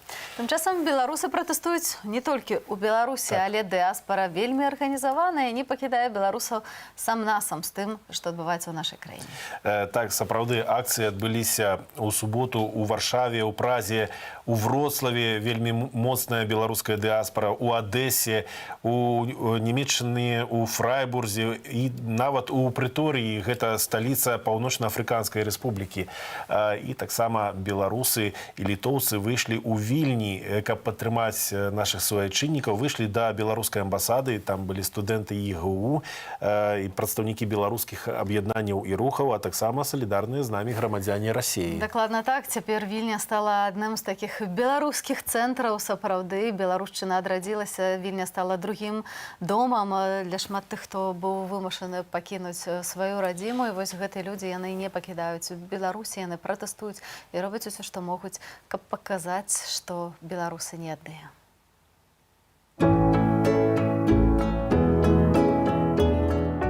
Сёння такі асаблівы дзень, калі не толькі Беларусь, але і Расія паўстала супраць фашызму, супраць карупцыі, і таму мы ўжо нават з дзецьмі прыйшлі, таму што не можна, трэба падтрымаць і беларусаў, і расіян. Мы просто не можем молчать, мы должны поддерживать и политзаключенных, народ Беларуси в его борьбе и в нашей борьбе. Все пришли поддержать политзаключенных, в первую очередь Лосика, который голодает уже почти 40 дней. Этот парень отдает себя в жертву, потому что он понимает, что то, что с ним сейчас происходит, это совершенно несправедливо, и это не поддается никакой нормальной здоровой логике. Надо постоянно ходить, покуда мы не добьемся победы. Только победы. Игорь, держись. Вместе мы победим. Сапраўды, для перамогі патрэбнае гуртаванне, нам патрэбна быць усім разам, і ні ў коім разе мы не можам дазваляць сябе падзяляць. Тым часам, шаноўнае спадарства, мы маем на сувязі адну з нашых улюбёных палітолагаў Ольгу Харламову, якая ў нядзелю таксама працуе, як і мы. Прывітанне, Ольга. Добрый день. Беларусы калісьці яшчэ вось паўгады таму Расія сачыла за тым, што адбываецца ў Беларусі. Цяпер мы беларусы таксама сочым за тым, што адбываецца ў Расіі, і мы бачым, што гэтыя працэсы яны вельмі моцна звязаныя. Вось як з пункту гледзяшча палітолага вы бачыце тое, што цяпер адбываецца ў Расіі? Канешне, можна доўга разважаць, як звязаныя ці звязаныя гэтыя працэсы.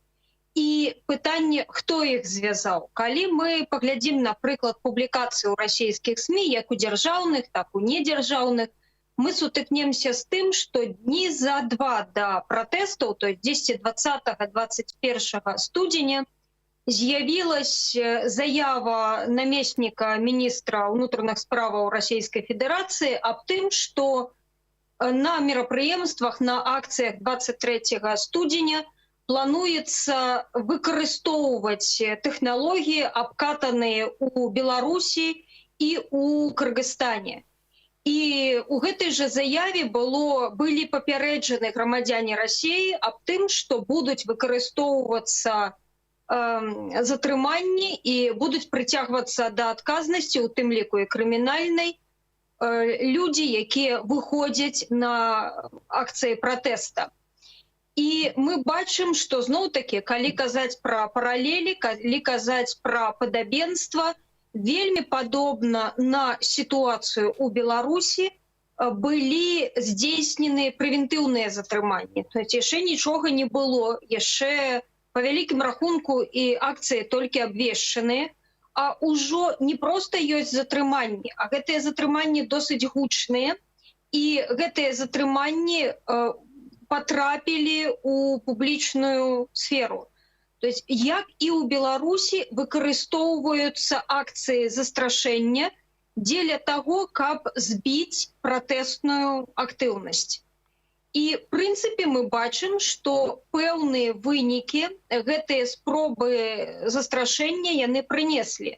Таму што тая колькасць людзей, якая выйшла на вуліцы ў Расіі, для Расіі гэта такая сціплая вельмі лічба. Ну вось менавіта якраз прэс-сакратар Владимира Путина Дмитрий Песков заявіў, што на акцыі пратэсту выходзіць значна менш народу, чым галасавалі за Путина. Таму нібыта ўсё ясна. Ну, гэта там меншасць нейкая пратэстная, а большасць нібыта, паводле Пескова, працягвае падтрымліваць гэты пуцінскі рэжым. Ці сапраўды гэта так? У Расіі, як і ў Беларусі, вельмі складана сказаць, як яно насамрэч. Таму што, перш за ўсё, няма нармальнай сацыялогіі, якая б дазволіла больш-менш трывала, больш-менш надзейна сказаць, а колькі за каго. Па-другое, ўсё ж такі у Расіі зараз не самыя лепшыя умовы надвор'я дзеля любых масавых мерапрыемстваў. Таму казаць, што вот столькі, колькі выйшла, гэта і ёсць людзі, якія падтрымліваюць Навальнага, ну гэта вельмі вялікая нацяжка. І калі казаць пра колькасць, колькасць гэта не толькі людзі, якія выйшлі. Колькасць гэта яшчэ і геаграфічны ахоп. І вот якраз геаграфічны ахоп стаў вельмі нечаканым для дзяржавы Расіі, для ўраду расійскага.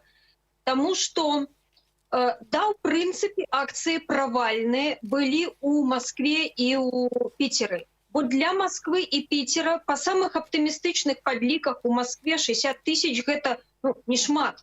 Але 122 населеных пункта, 122 гарады, якія прадэманстравалі сваю актыўнасць, гэта сапраўды нечакана і гэта сапраўды актыўна.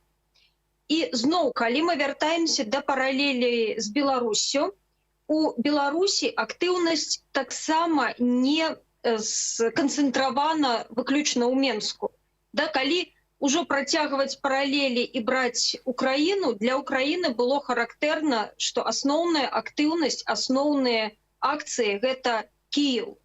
І для Беларусі, і зараз бачым для Расіі, вот такой своеасаблівасці няма. Характэрны вялікі, такі досыць нечаканы геаграфічны ахоп, геаграфічны раскід акцыяў.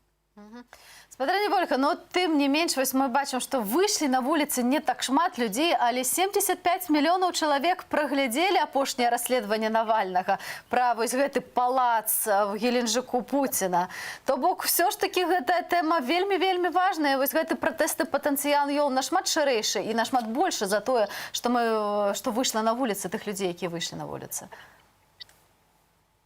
Зноў будзем зараз казаць пра тым, што ёсць пратэсная актыўнасць і ёсць пратэсныя настроі. Пратэсная актыўнасць – гэта тыя, хто выйшлі. Пратэсныя настроі, зразумела, што гэта зноў-такі недакладна, да? Але гэта тыя, хто частка тых, хто праглядзеў. І бачым, што ў гэтых пратэсных настроях ёсць досыць вялікі патэнцыял. І гэты патэнцыял сыграе, не сыграе, праявіцца ці не праявіцца, пакажуць, прадэманструюць далейшыя падзеі. Ну і таксама з нюансаў, таксама з паралеляў.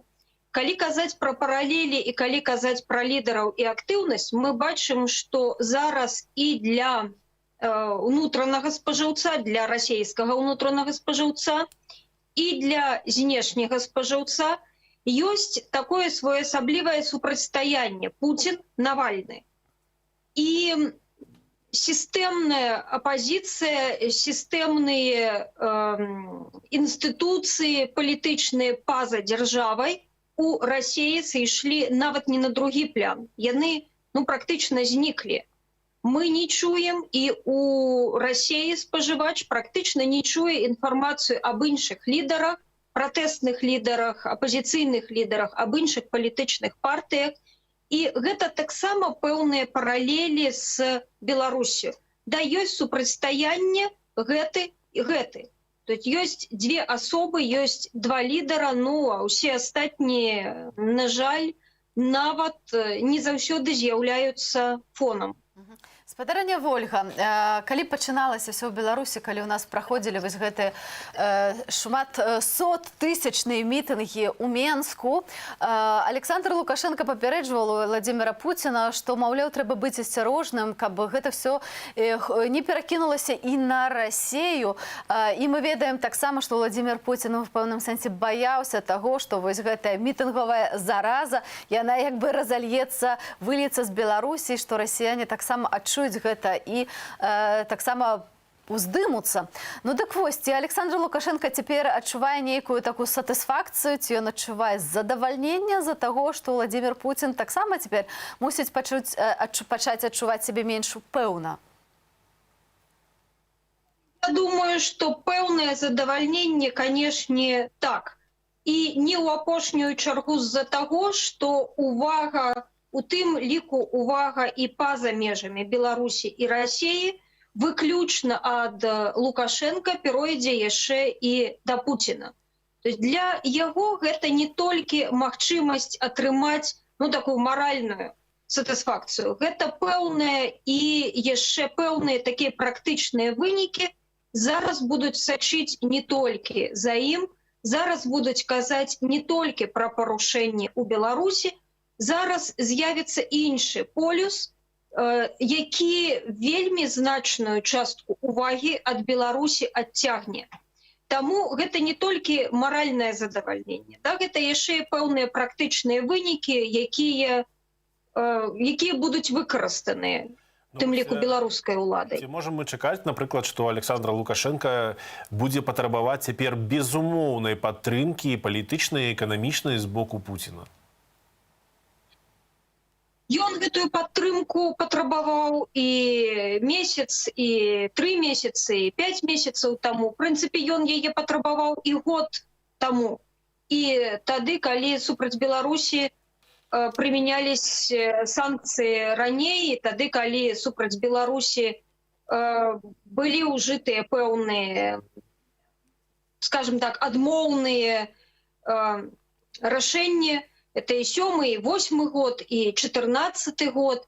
Таму для яго звыкла патрабаваць падтрымкі, але зараз у яго з'яўляецца чарговы раз, з'яўляецца пэўная глеба под гэтымі патрабаваннямі. Я казаў, я папярэджваў, я заявлял, что мы с Путиным адзіныя сябры, да і мы будем яшчэ спіна да спіны адбівацца ад ворагаў. Ну і вот зараз ён будзе дэманстраваць сітуацыю, калі трэба стаць спіна да спіны. Ну, сапраўды, гэтая сітуацыя ўжо набліжаецца абсалютна, і мы бачым тое, што беларусы дастаткова з энтузіязмам як бы рэагуюць на то, што адбываецца ў Расіі. Мы бачым вельмі шмат такіх выразаў салідарнасці, падтрымкі. Беларусы кажуць, што яны падтрымліваюць і Навальнага, таксама Расію. У сваю чаргу ў Расіі кажуць пра тое, што жыве Беларусь, свабода Беларусі. Вось як мы, беларусы, і тыя людзі, якія не згодны з тым всім, што адбываецца ў нашай краіне, могуць выкарыстаць вось гэтую змену сітуацыі ў Расіі? Па вялікім рахунку, ратаванне тапельцаў – гэта справа рук саміх тапельцаў. І пакуль мы не зразумеем, што нашы праблемы цікавяць толькі нас. Для ўсіх астатніх нашы праблемы – гэта чужыя праблемы. І як мы зараз плануем выкарыстаць праблемы ў Расіі, гэтак жа расіяне плануюць выкарыстаць у сваіх мэтах праблемы ў Беларусі. Таму спадзявацца на тое, што праблемы дапамогуць нам, праблемы дзесьці, да, у тым ліку і ў Расіі, дапамогуць нам, гэта не самае разумнае спадзяванне. Спадзявацца трэба на сябе, на свае рашэнні і на сваю актыўнасць, перш за ўсё. Ну вось менавіта гэтая актыўнасць, якая цяпер ёсць, яна адбываецца зусім у іншым фармаце, менш масавым, але ва ўмовах проста бесчалавечных рэпрэсіяў, бесчалавечнага ціску і жорсткіх пакаранняў за нейкія зусім смешныя нібыта рэчы. Тое, што адбываецца ў Беларусі, на вашу думку, як будуць развівацца падзеі далей? Менавіта ў Беларусі. Да, мы бачым, што улады працягваюць тую тактыку, якую яны пачалі некалькі месяцаў таму. Яны запалохваюць, яны прымушаюць адмовіцца ад пратэстнай актыўнасці. Калі казаць такімі аналогіямі, да, яны падвешваюць тапор над кожным, хто не згодны з рашэннямі, з бачаннем сітуацыі, бачаннем падзеяў з боку улады. І далей вось гэты ціск, далей прымус да пакорнасці, да прымус да прыняцця сітуацыі, якую нам навязваюць, яно будзе працягвацца. І нічога прынцыпова ў бліжэйшы год наўрад ці зменіцца. Ой, спадарыня Вольга, такі песімістычны сцэнар вы нам малюеце, а вось жонка Ігора Лосіка, яна казала ўсім беларусам паставіць песню «Воплі Водоплясова майже весна» і слухаць нам гэтую песню, натхняцца, што весна будзе іншай. Весна прыйдзе. Дзякуй вялікі. Дзякуй вялікі. З намі на сувязі была палітолог Вольга Харламова. Мы абмеркавалі падзеі ў Расіі і іх уплыў на падзеі ў Беларусі, але вяртаемся зноўку ў Беларусь. Зараз дамо слова жыхарам Віцебску. Так. Дакладна. На вуліцах Віцебска мы запыталі людзей, якіх сустрэлі нашы карэспандэнты, пра тое, што б яны захацелі спытаць ва ўладу Беларусі альбо перадаць ім. І вось што яны нам расказалі. Наверное, народ оставили в покое, чтобы жили лучше, чтобы не было этих репрессий, всяких вот, кто там хотел что-то сказать, чтобы мог сказать это, чтобы не было потом гонений. Просто вы понимаете, в связи с ситуацией со всеми просто страшно говорить это на камеру. Власть, не знаю даже. Вопросов много, и задавать их, наверное, и не стоит. Сложно. Все многое неправильно. Все цены сумасшедшие дорожают. Работы очень много. Вот. Зарплаты не очень. Передал бы, что перебор уже. Немножко. На самом-то деле. Я имею в виду перебор не то, что по годам, а так, как есть сейчас. То есть. Поэтому, если никак поменять, не умеют, то, ну, тогда отсюда вытекает там другой вариант. Столько нельзя. 26 лет нельзя творить такую жизнь. Ну, а передать, что я могу передать власти? Заботьтесь больше о людях, а не о себе. Пересажать можно хоть пол Беларуси. Они все равно же не выйдут и не будут любить, говорить. Будем любить власть. Значит, надо строить такую позицию, чтобы и власть, и другая сторона, которая против, свои отстаивает интересы, чтобы находить сближение. И вот хочется, чтобы вот в этом году все-таки вот это произошло перемирие. Мы працягнем гэтыя тэмы о 20-й гадзіне, дакладней нашыя калегі у студыі Белсат. Сергей Пацусона будзе вас чакаць з гадзінным аглядам тыдня, падсумаваннем тыдня у нашай жывой студыі. Так, для вас працавала Аліна Коўшык. І Ярослава Сцешак. Шановне спадарства, такой была гэтая нядзеля. Мы разам з вами сачылі за тым, як пратэстуе Беларусь, але мы не спыняемся. Надалей працуюць нашы тэлеграм-каналы, таму вы можете дасылаць у чат-бот вашу інфармацыю, вашыя паведамленні, а таксама здымкі альбо відэа. Усё гэта выкарыстаюць нашы журналісты і, напэўна, пакажуць шырокай аўдыторыі. Таму абавязкова заставайцеся з Белсатам, абавязкова падпісвайцеся на нашы каналы ў Ютубе. Варта памятаць, што гэтае змаганне справа доўгая, не трэба спыняцца, а таму нам вельмі ўсім патрэбная пазітыўная энергія. А я думаю, што найбольш пазітыўнай энергіі прыносяць танцы. Асабіста я ў гэтым проста перакананая. А таму я думаю, што ў гэтым сакрэт папулярнасці так званага танцавальнага чэлленджа Єрусаліма, які сапраўды стаўся хітом у Беларусі. Хіба што ўжо няма ніводнага горада, дзе бы не танчылі Єрусаліму. Дарэчы, я таксама была на адной з трэніровак у Варшаве. Шановнае спадарства, прапаную вам напрыканцы развітацца цудоўным відэа з горада Пінску, правда? З Пінску, дзе вось непаўторна затанчылі Єрусаліму. Нагадаем вам, што мы для вас адпрацавалі гэты час. Ярослав Сцешак, Аліна Коўшык, развітваемся, жадаем вам усяго добрага, не спыняйцеся.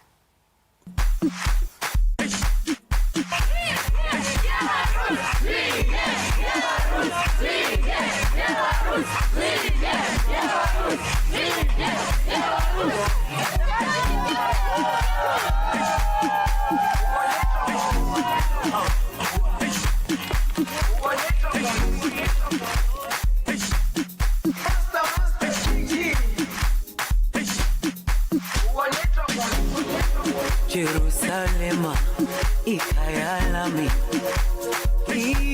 ilondoloze uhambe nami zungangishila